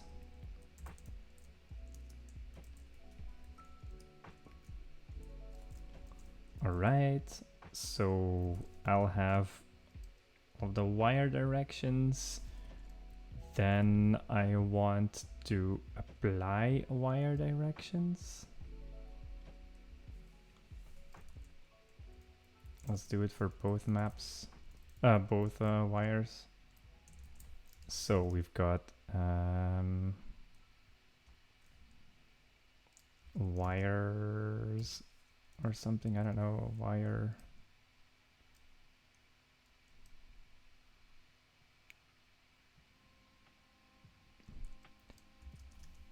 Mess.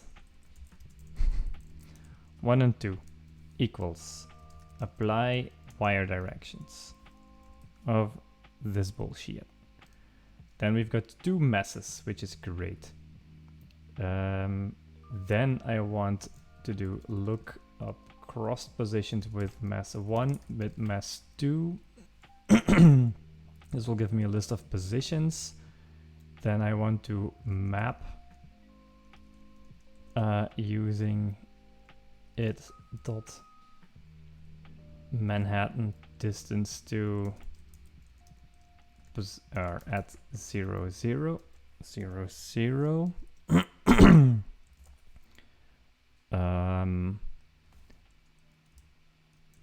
And then I want the smallest one.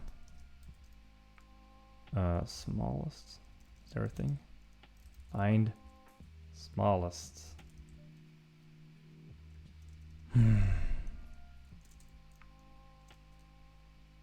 I guess I could just sort it.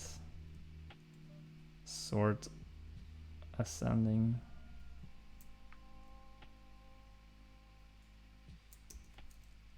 And then first.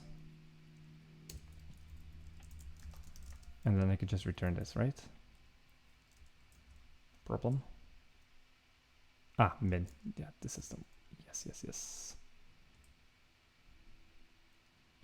When, because if this might return to empty lists. But I think we got it now, huh? Let's run it, baby.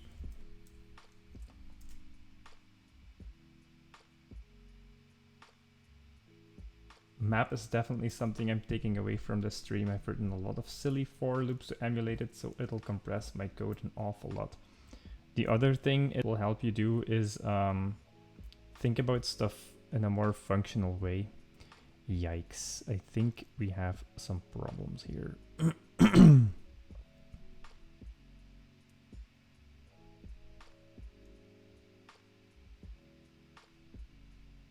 I guess execution time is not the best for this. Probably should have done these first.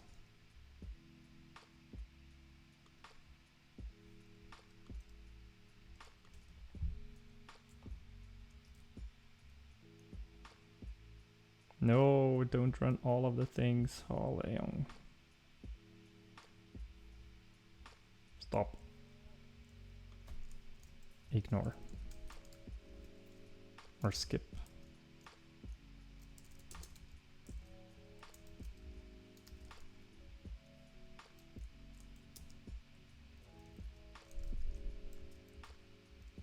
Male.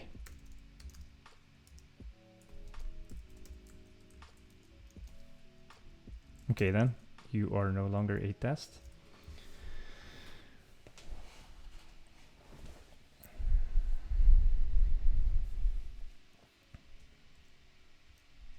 Ah. None of these are good.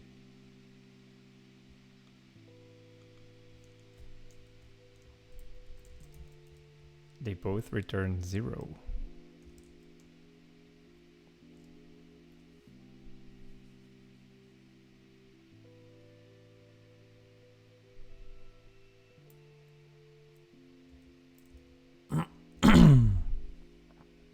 Why is that?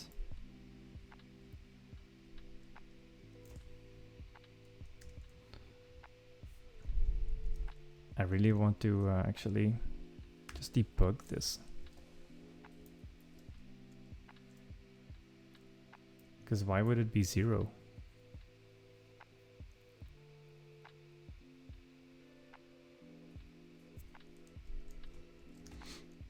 We could also just split it up into different things, right?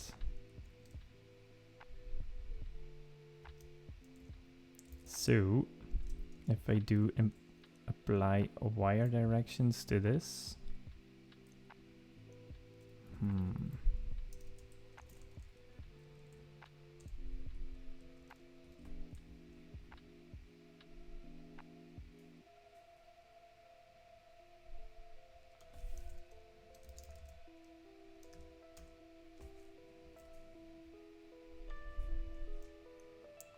I hate doing this.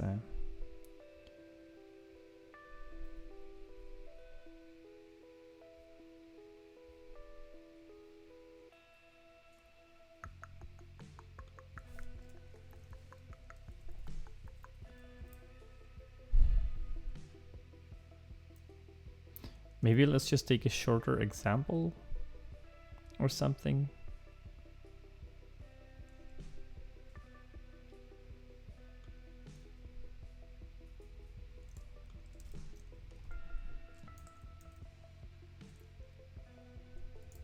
Please just run this test.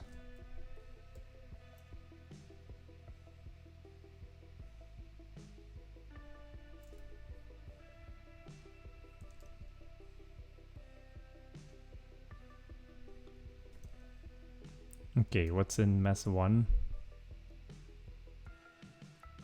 483 positions. 485 positions.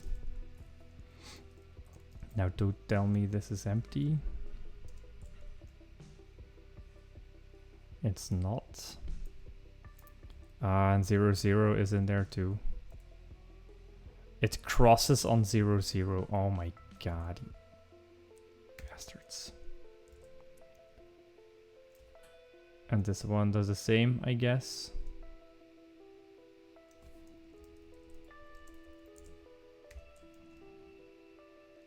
Jong, that is so cheeky, ja.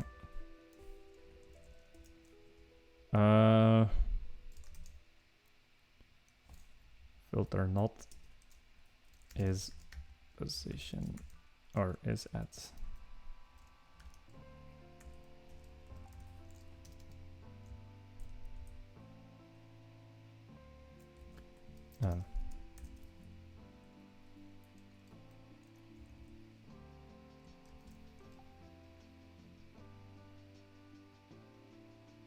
There we go.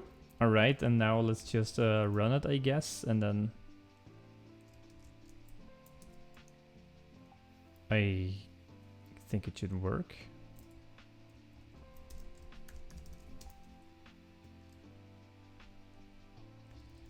Let's maybe put this in a separate test so that that's the only thing that runs or something.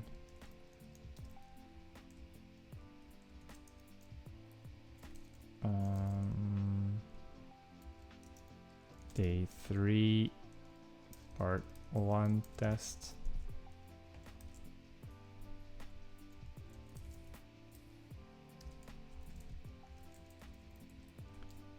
Day 3, part 1 test.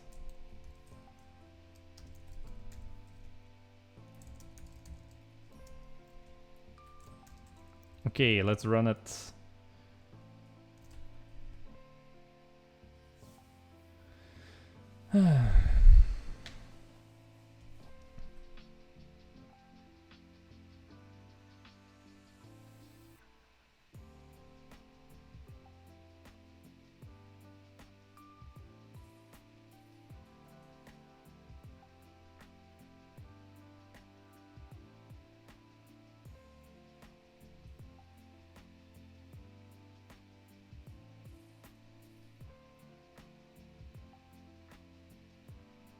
At least it's not exploding. And the thing I could do to make it go faster is do both of these at the same time and then finally do this. But I'm not sure if that's where the most painful operations are in. I guess it might be because in this apply wire directions part, yeah, it would have been. See, if I would have done streams and I mean using reactive here, reactive paradigm, it would have been faster probably.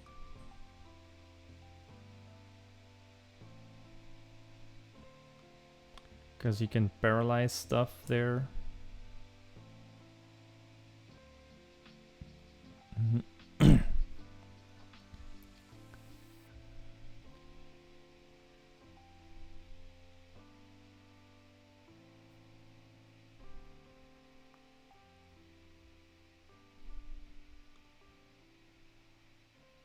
There was a way to do this with coroutines.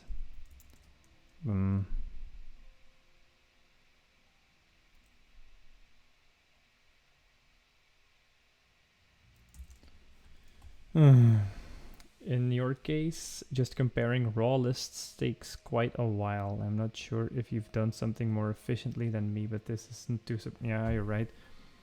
It is just comparing lists. Maybe I can make...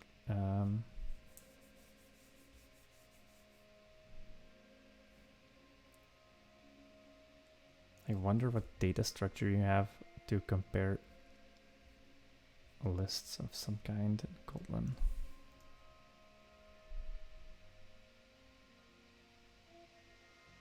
Maybe if I hit trees or something, can you compare trees?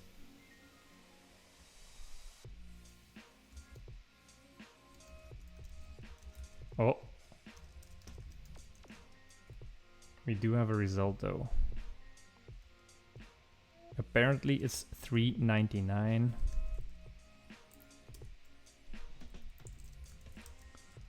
Let's hope that this is correct.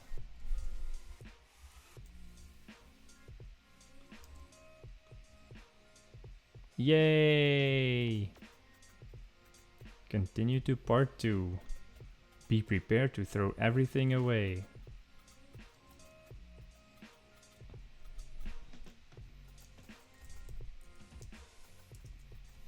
Okay, let's make this slow but working solution for part 1.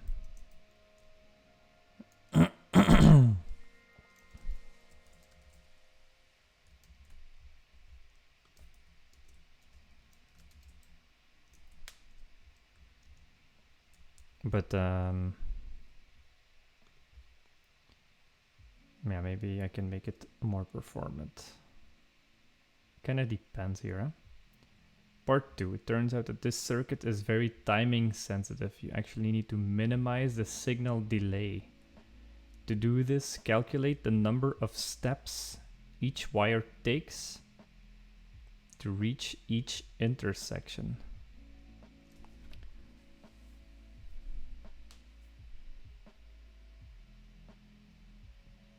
Choose the intersection where the sum of both wires' steps is the lowest. If a wire visits a position on the grid multiple times, use the steps value from the first time it visits that position when calculating the total value of a specific intersection. Yeah, you can sort of see that this follow-up part was based on a different implementation of a solution. The number of steps a wire takes is the total number of grid squares the wire has entered to get to that location, including the intersection being considered. I think you might not even need that many structural changes for part 2. Okay. I hope so. It looks like I can, because I already have all of the steps in between.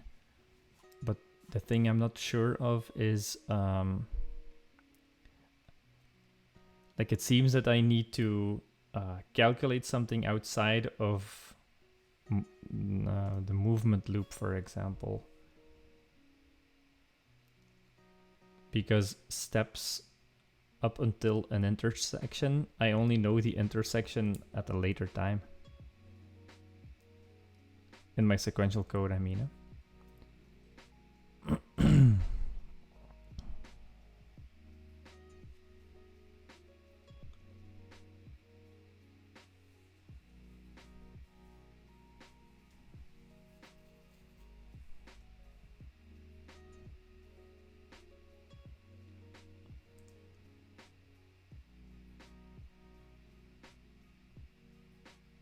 What's this? Here are the best steps for the extra examples from above.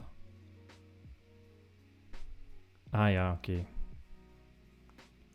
Fewest combined steps the wires must take to reach an intersection.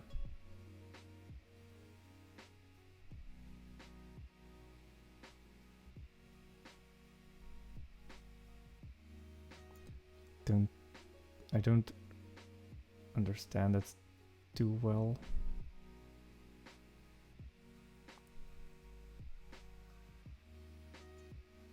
Calculate the number of steps each wire takes to reach each intersection. So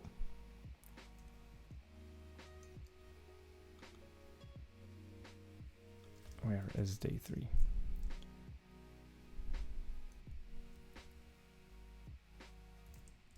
Yeah, so done. Fun solve 2. I guess also is going to take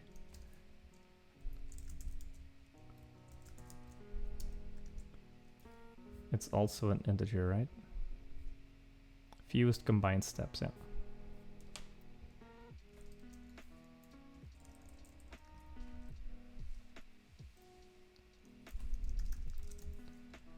So it's something like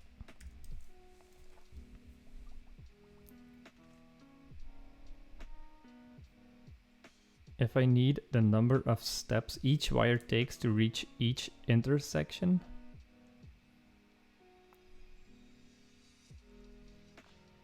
Number of steps each wire takes to reach each intersection. So I'll need the intersections first. So maybe we can rename this into intersections.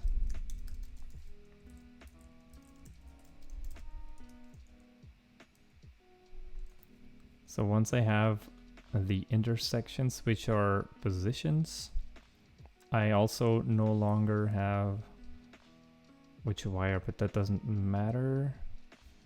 So what I could do is find intersections, apply wire directions until every intersection, basically.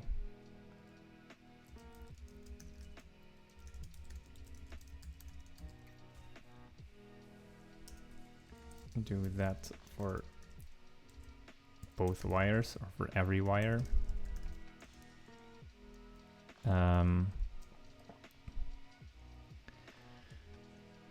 Put them together and find the least amount of steps. Or what was it again?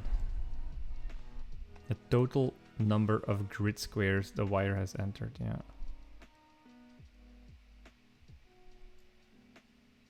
Including the intersection.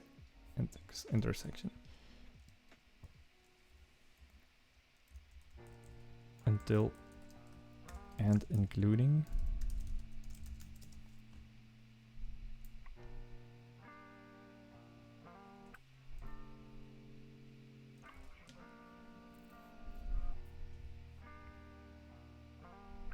So then I have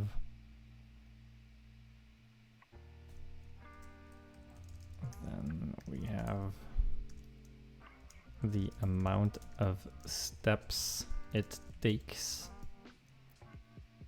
to reach every intersection per wire, where the sum of both wires' steps is the lowest. Okay. Then make sums of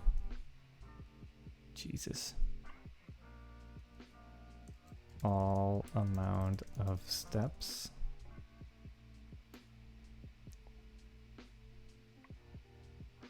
That's crazy.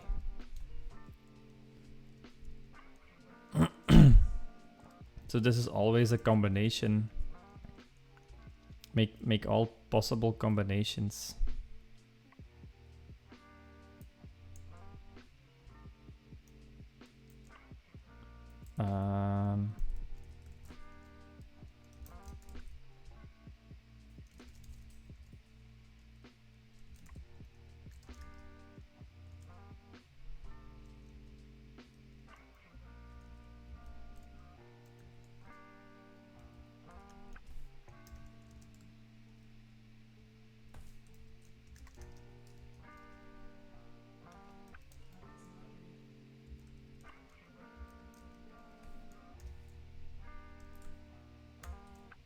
Yikes.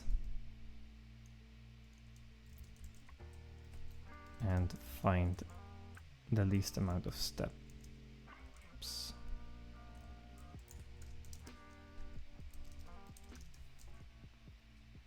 Got lazy on this one and just used a vector drawing tool.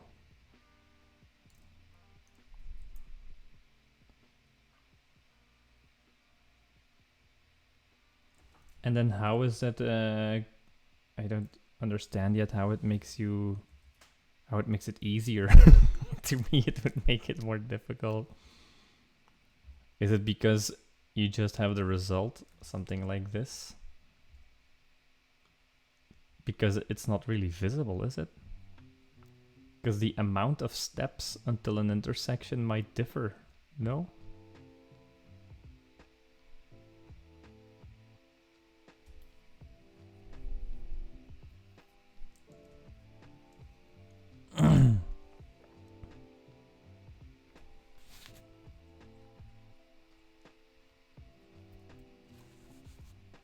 Okay, let me check something real quick and I'll be back soon. And I can also refill my drink. Be right back.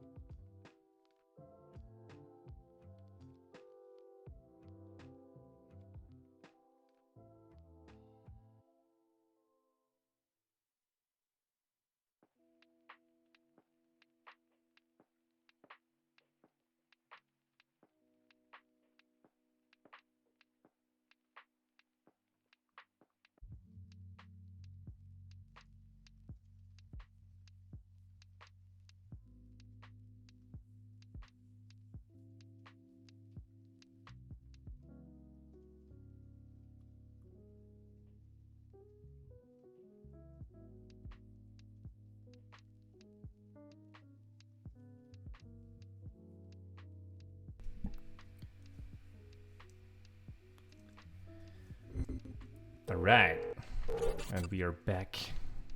Got my drink. Maybe I don't know if this is going to be a good idea because I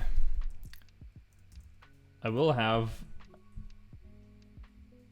the intersections here, right? So I guess I could do this.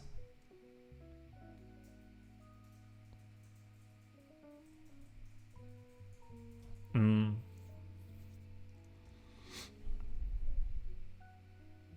that's so annoying. The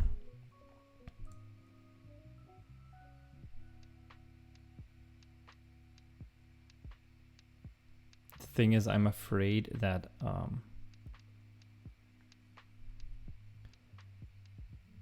like I don't know where most of the time is in. Is it in calculating this mess, or is it in finding the intersections?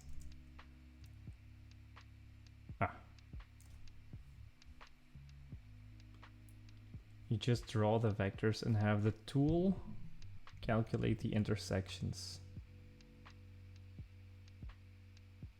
Okay, yeah.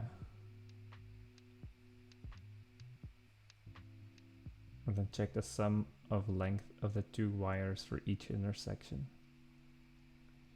Okay.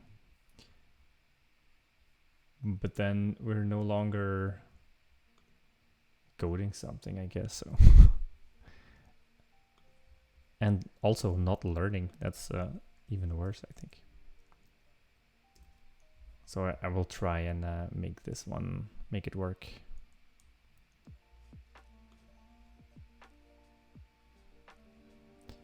So I'm thinking whether or not I should first find out which operation here is taking a long time to do.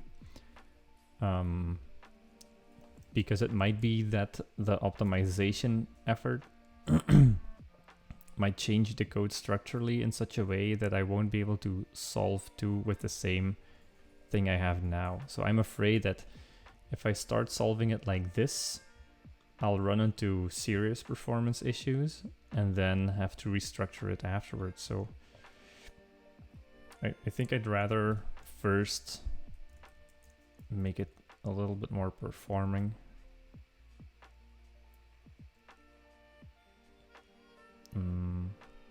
So let's find out. Can I just measure the time it takes for these?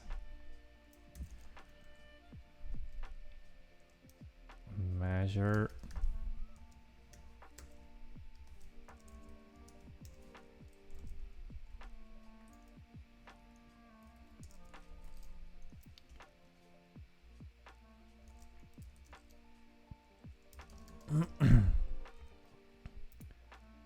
this takes something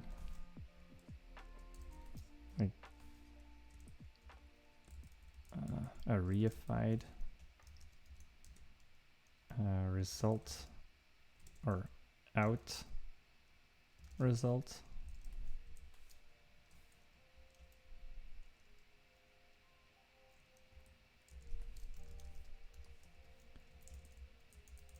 And then measure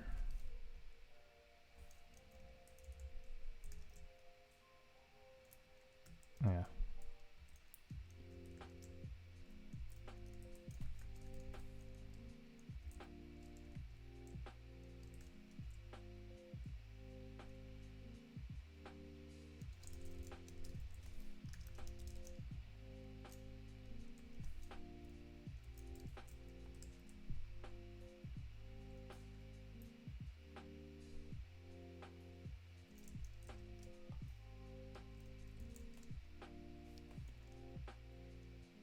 How do you do that again?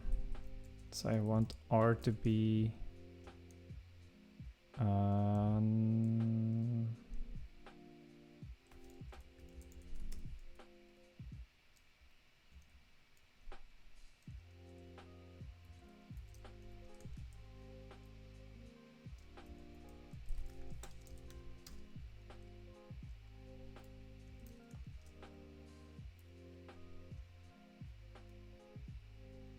what is mess 1 and 2? So these are it's basically the actual wire's positions, so in the grid. Because this is just wire 1, we parse it into directions, and then what we do is we apply those directions, and applying directions is going to produce a vector basically, yeah. And then we find the intersections between both messes and exclude the starting point, and then check, let's for every point in there, so for every intersection, let's find the Manhattan distance to the entry point and then take the closest one. And now I thought I'd do something like that. I always forget how to do that properly.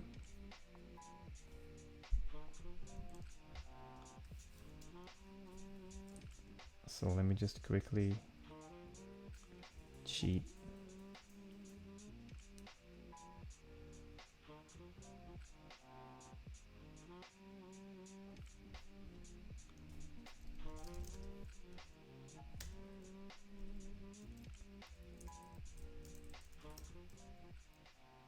I think this is it, in fact. So what I want, and now what I want is, this is a block of code that takes in something and produces R. I want to then execute block, and I want to, before I do this, wrap this by measuring.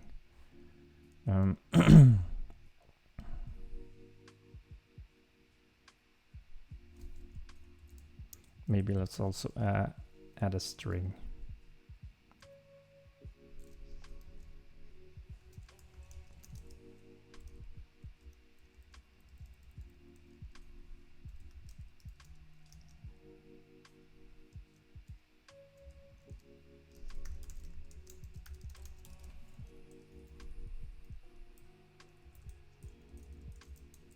And then we'll call this measure mess 1.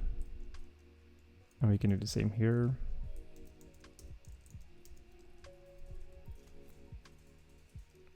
So let's do println measuring the measured thing.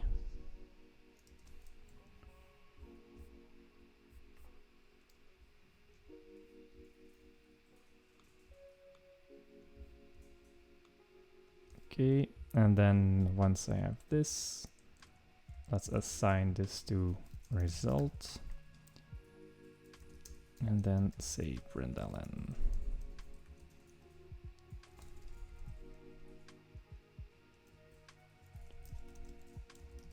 measured thing took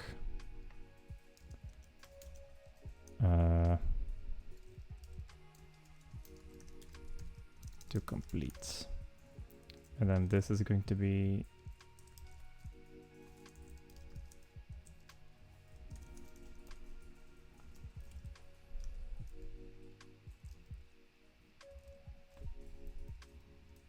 now.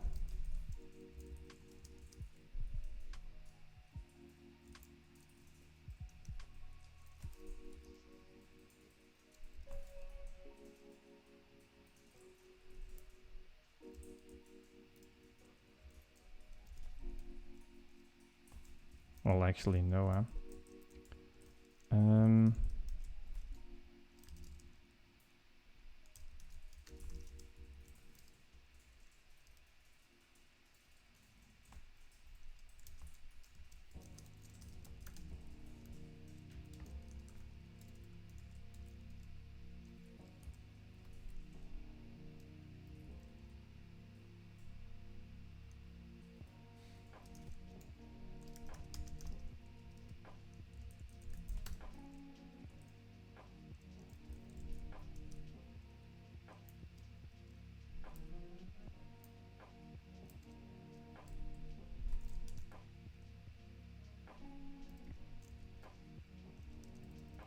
Allez.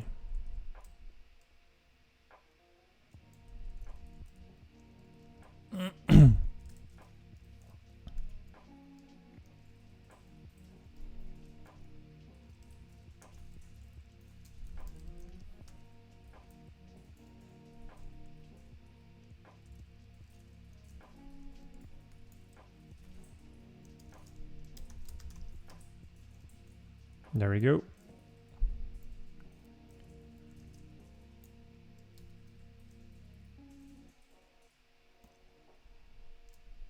And then we return this.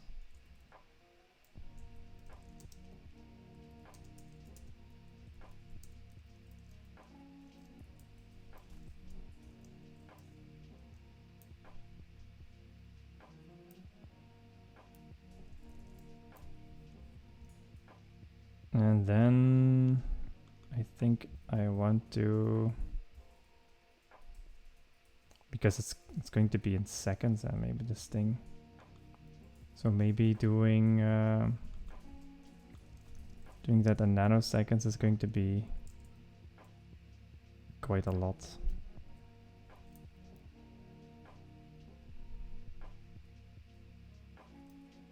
What about measured time millis? Ich bin I. Thank you for joining the stream and helping me out once again. Measure time millis.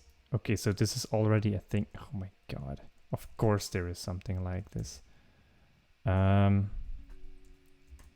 you also...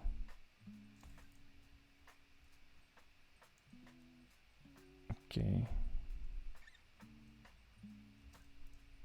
What does it return, in fact? Ah, and returns the time in millis.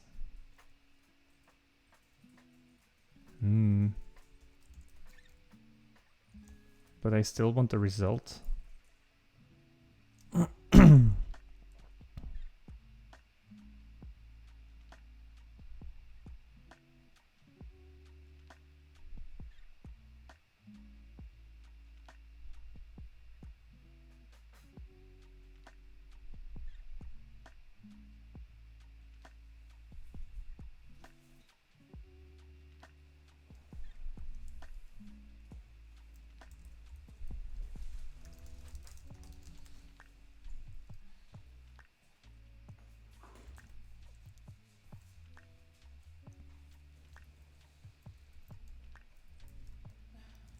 So I don't think I can do this.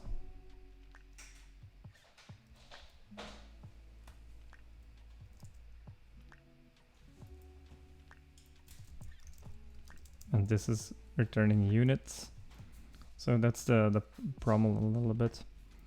I sort of want this to work. Okay, let's just do this.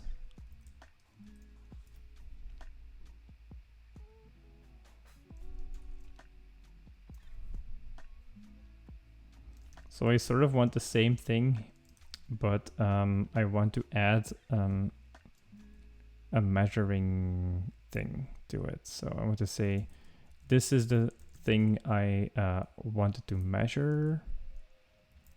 So maybe we can do that.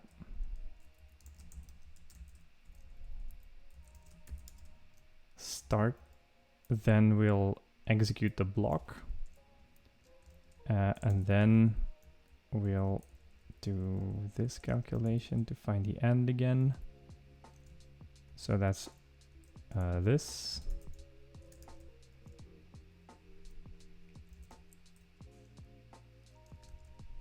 What did they call it? Nothing. And elapsed time.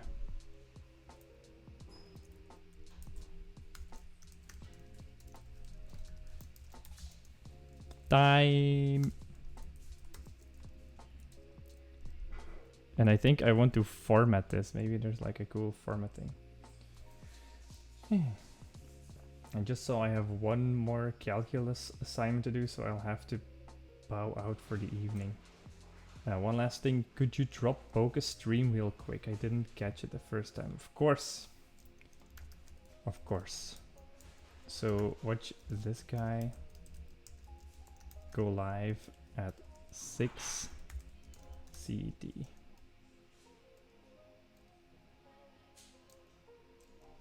var results, eval time.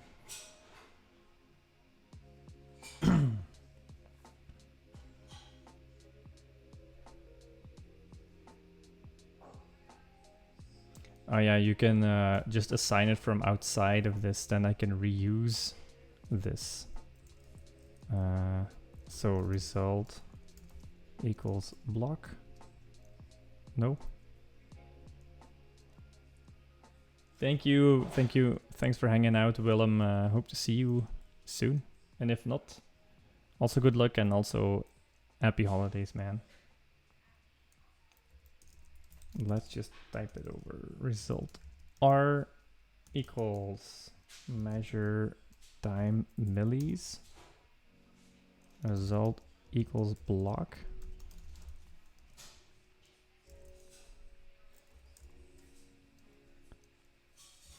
So this is not, it's a var, if it's a var.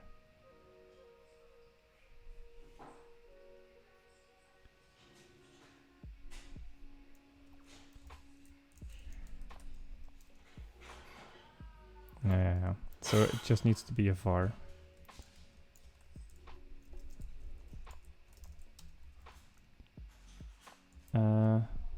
Cool. And this is the result.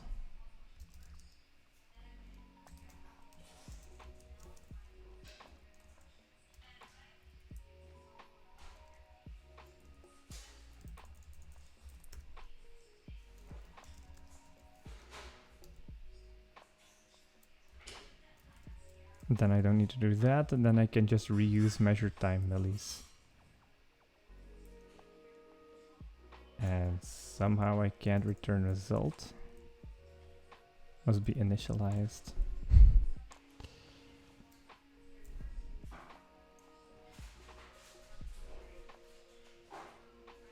I can't initialize this though.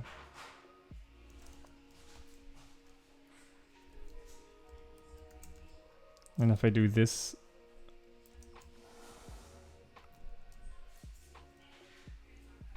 fuck.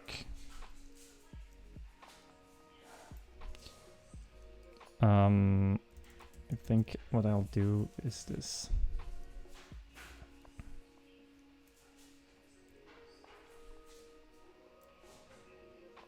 It's a bit cheating, eh? But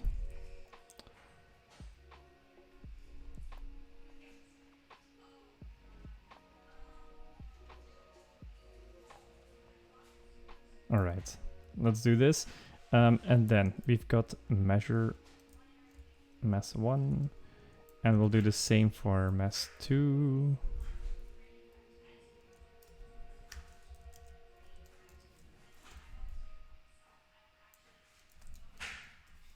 Oh no.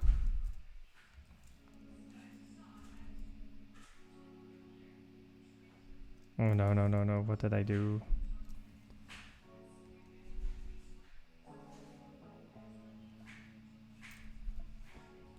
Okay, I want to measure mess 2.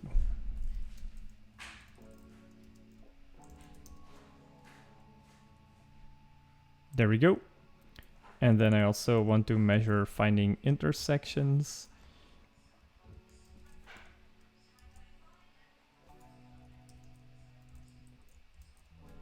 Measure find intersections.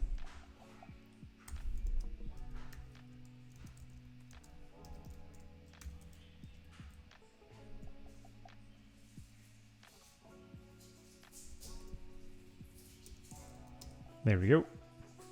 If you're doing this, you should mark the R to extend any so the block doesn't return null.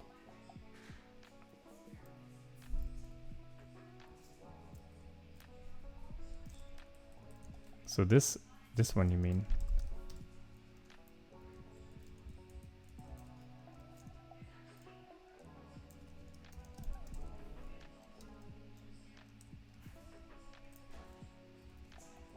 That I don't understand. You should mark the R to extend any. Is it this one or the one on line 28?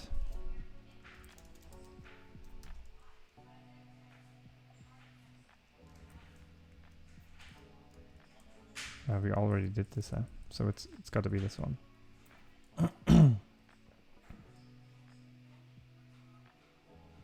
So the block doesn't return null. Yeah, otherwise this could return null. Yeah. So I think we did, right? R is now extending any. But I don't understand.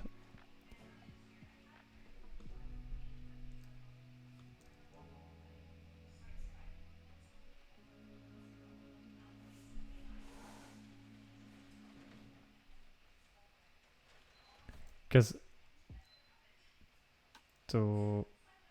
right? Because I still have to initialize it.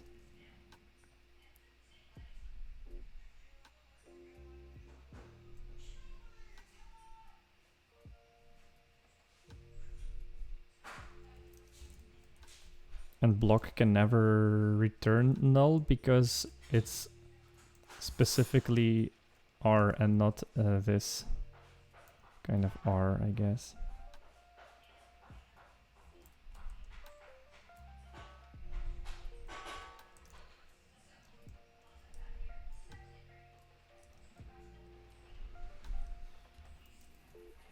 Let's see. Was it println that I made of it or not? Yeah, okay. Let's see if I run the tests. What will happen?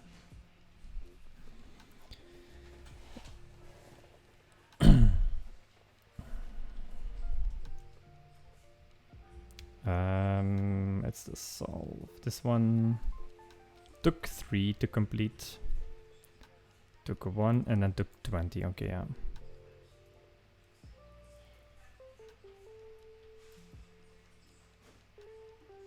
Why did mess 2 take 0 to complete there? That's weird. So it's definitely the find intersections that needs work. Let's move this in fact to common.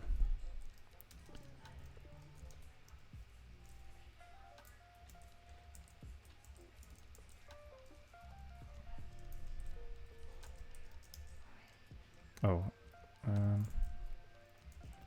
Can you make that global in fact? Just like this.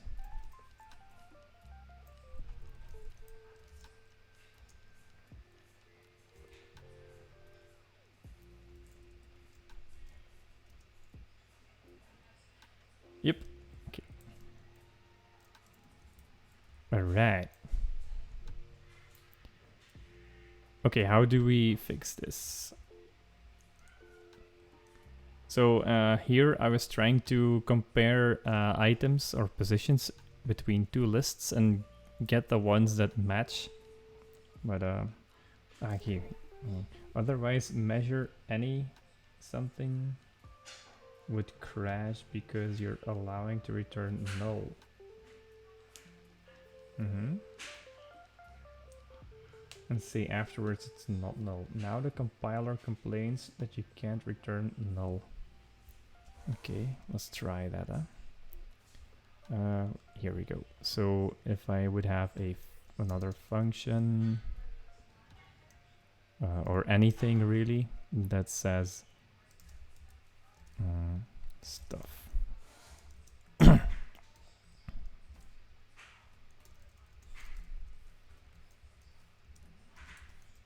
And I want measure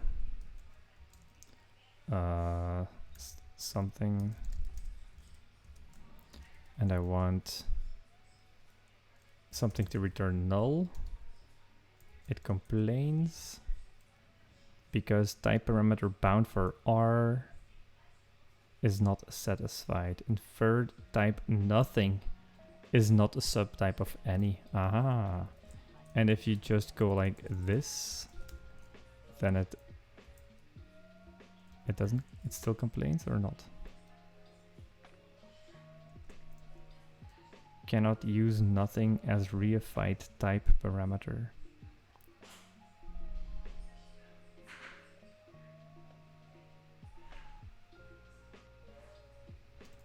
Okay. It's a different exception or compiler warning than this thing. Here it's not a subtype of any. I feel like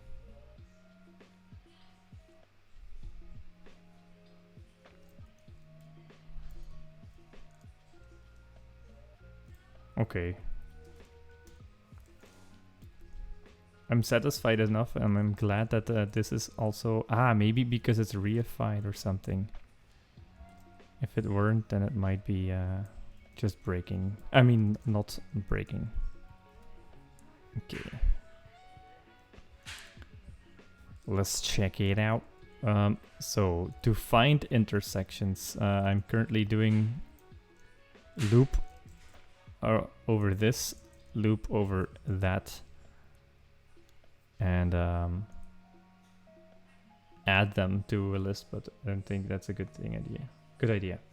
Yeah, now the compiler doesn't know which type you mean really, because null can be a string, an int, etc. Yeah. Okay. Anyway, let's optimize this find intersections thing. God, if only I knew a good way. Yeah. I feel like using, at least if I would use sets, it would be it would exclude the duplicates.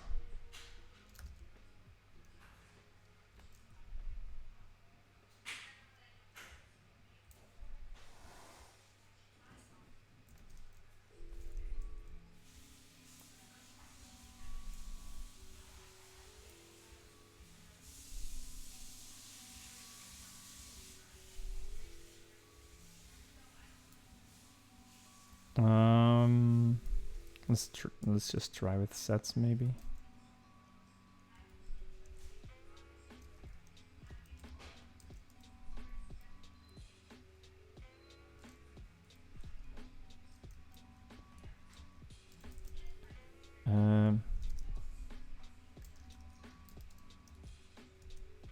Okay. To set.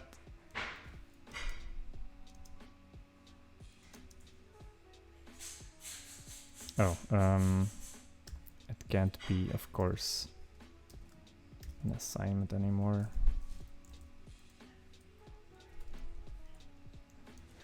We'll do the same for 2. And then we'll do wire blah set. And then we'll return this. Let's see if it's faster now.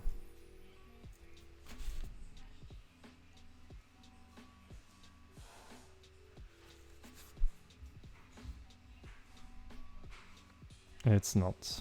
It's taking longer even.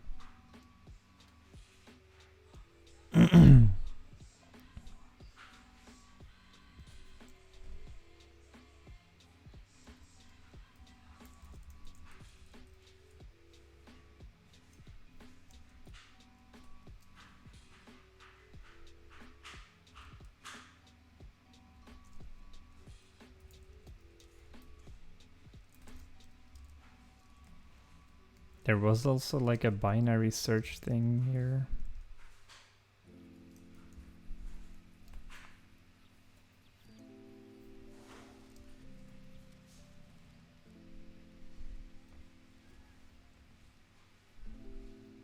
The list is expected to be sorted into ascending order.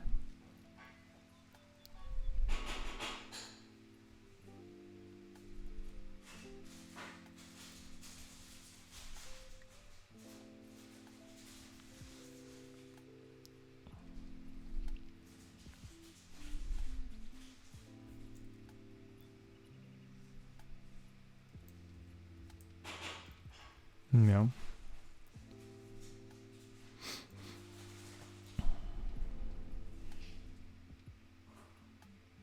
Maybe it's faster to zip, or is there like Cartesian product or something? No? Shit.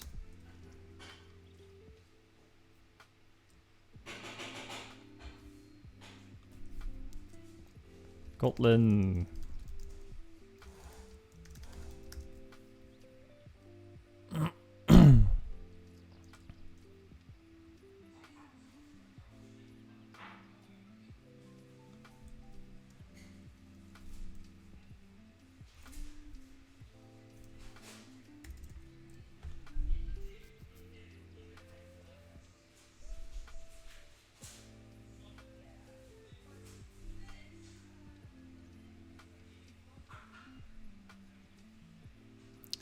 Yeah, okay. I don't know if I want to depend on arrow. There is some other library though that's like just a single thing.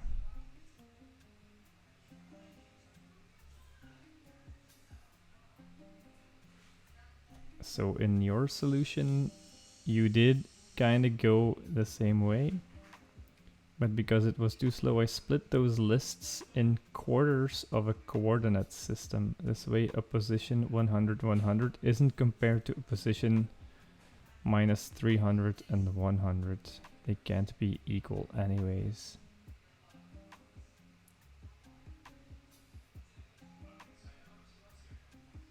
So did you,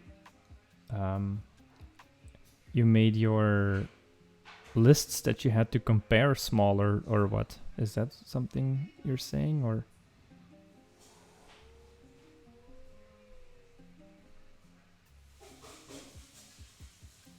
Quarters of a coordinate system. So starting from 0, 0, everything that is -1 and on x, or like smaller than -1 and -y. Or, yeah, that's correct.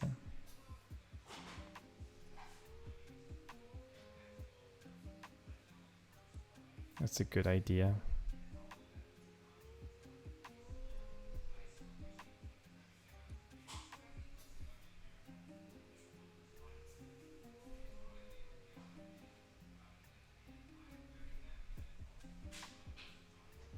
Yeah, otherwise you're sort of, it's just not efficient. But I forget there was like one Kotlin framework.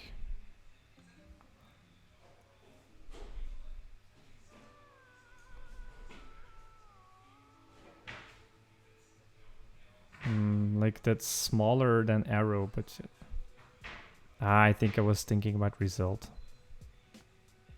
That's it. Okay, never mind.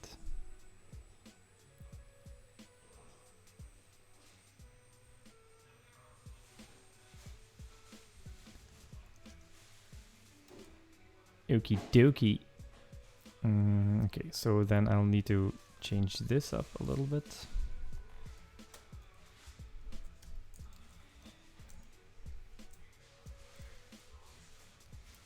So finding intersections should be optimized to work with quadrants.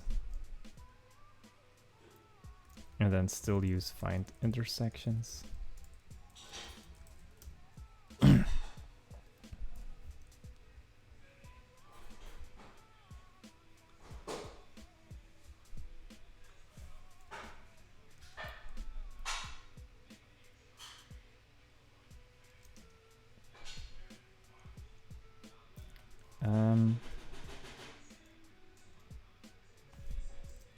So let's just get the 4 quadrants for every wire out of there. I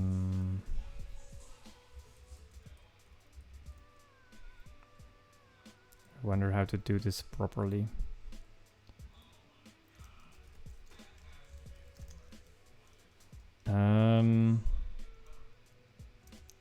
Top right.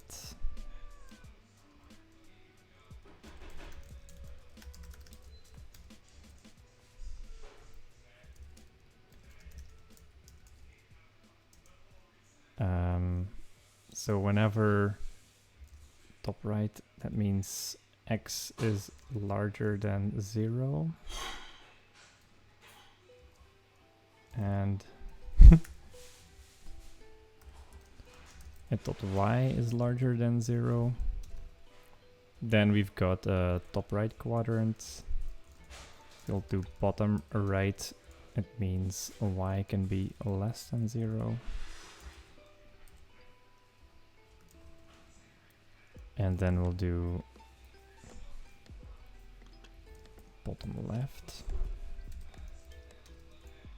So that means both x and y are less than 0. And we'll do top left, having x smaller than 0 and y bigger than 0. So now I wonder if there's like a cooler way to do that, because they always come in 4s. So maybe there's like a grouping thing. It feels like it's a grouping thing though.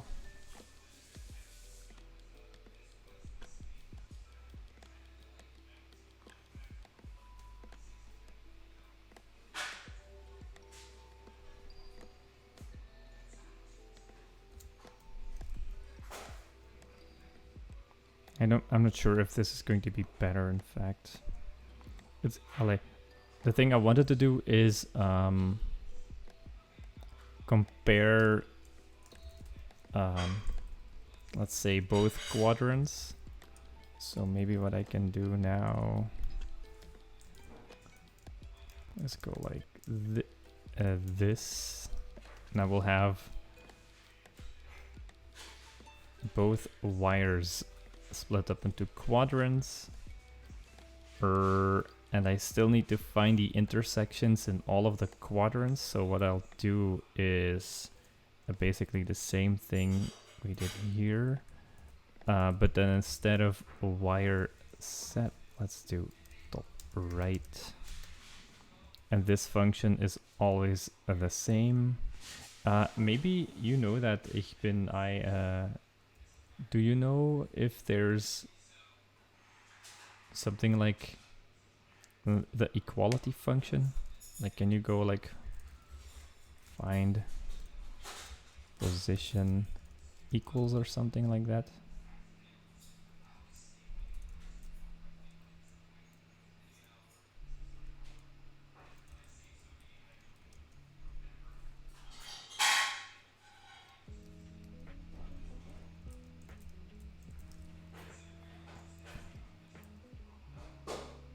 Haha, there is a cool partition function. That way you just have to go once through the whole list. First partitioning by X and afterwards those lists partitioning those by Y.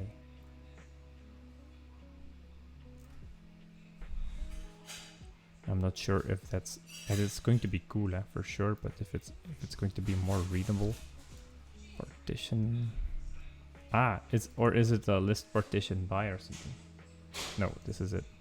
Splits the original collection into... yeah, okay.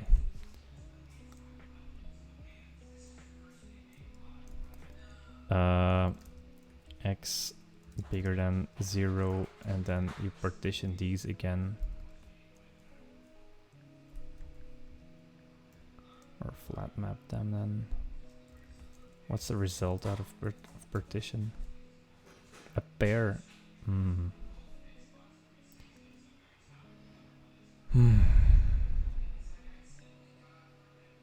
Wait, and a pair is not mappable? Or flat mappable? Oh, that sucks.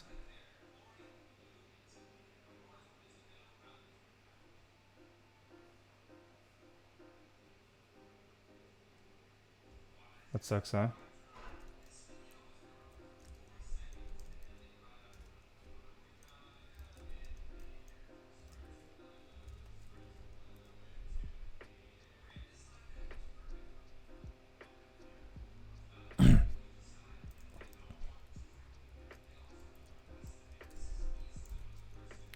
So these are, I guess, horizontal quadrants.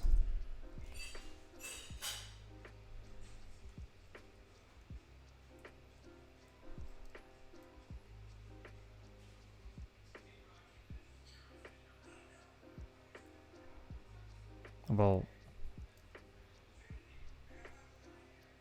they're both the top quadrants, I guess. I mean the right quadrants.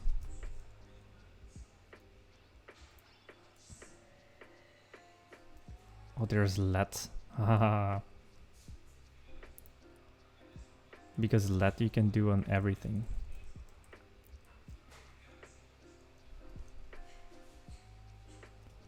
What happens if you do let?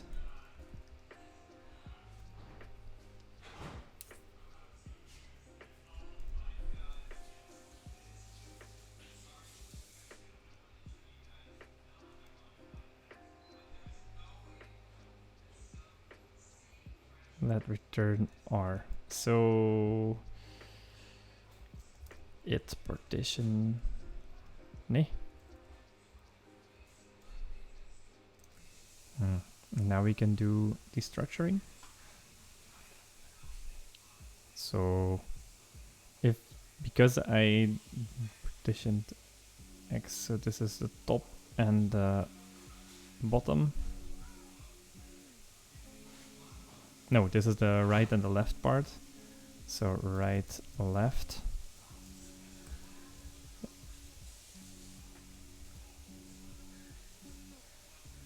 And then we can do a right dot partition based on it dot y bigger than 0. But I want both.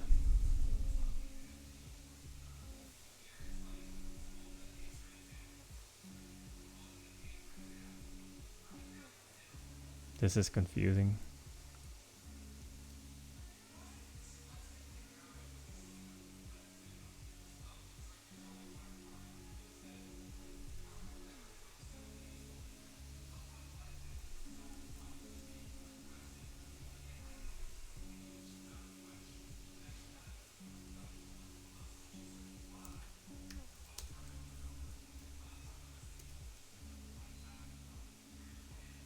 Shit.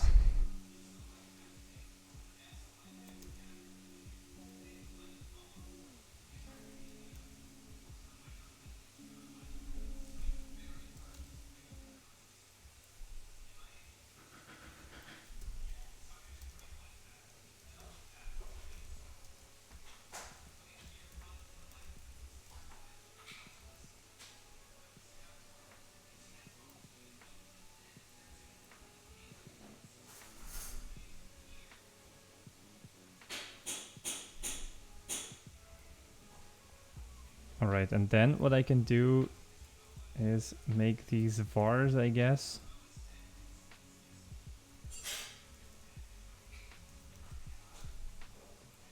Just for my understanding. Eh? So now we've got vars, and then I'll do... Ugh.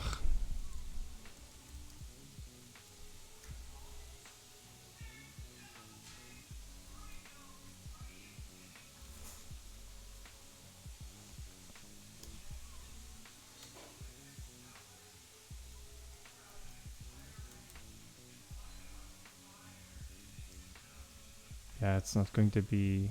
It just needs to be reassigned. Eh? What is your problem?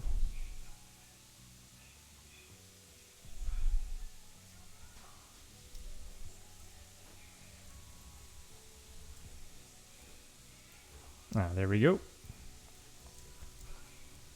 So wire on top.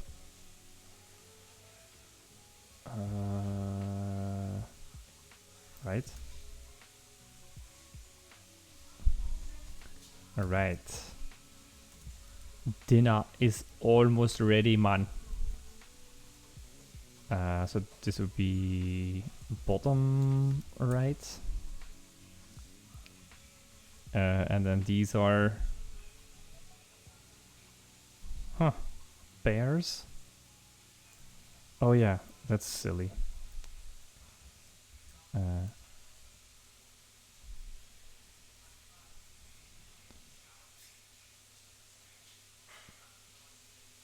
Top half or something.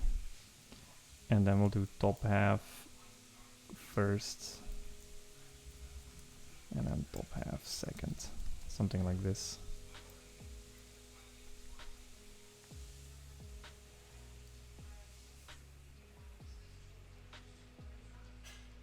And then we'll do the same with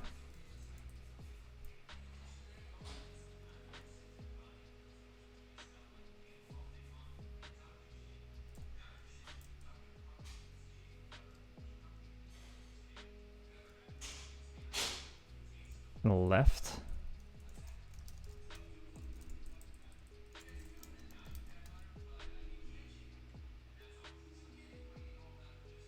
Well, actually, that's not correct. So this is the right half. Right half. And this is the left half.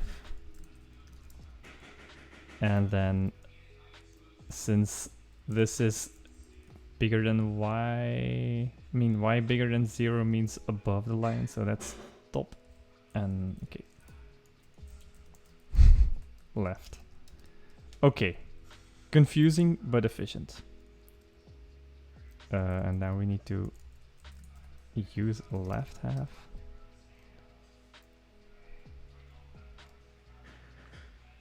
Ye gods.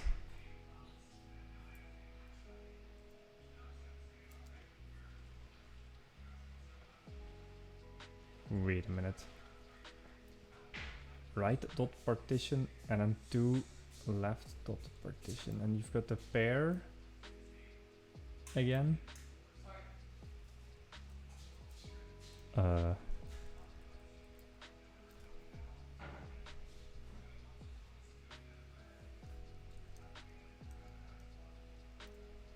Let's do this again.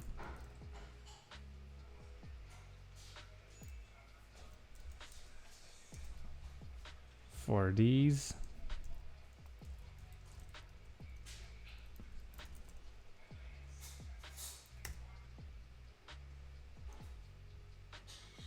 And then I'm just gonna quickly do this because I needed to go eat. All right, and then I can just compare.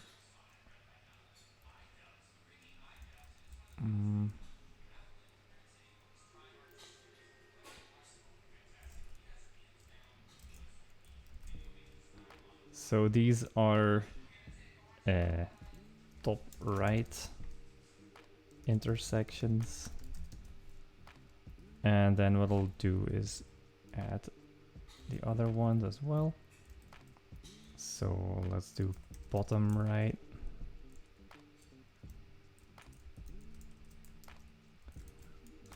I'll fix this later, and just it should be dirty, but I want to see it work. Top left. Shit, I could have top left and then bottom left.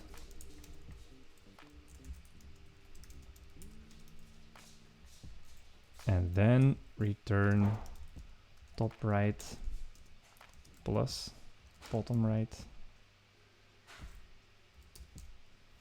plus top left plus bottom left. And then rerun the tests.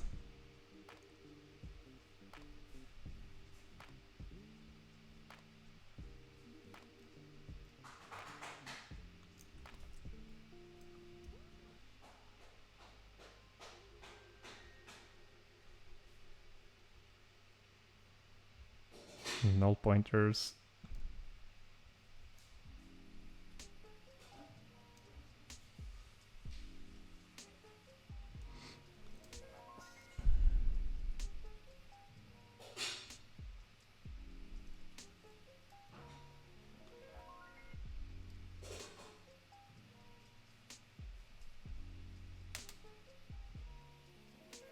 Okay, I'll need to do this at a later time.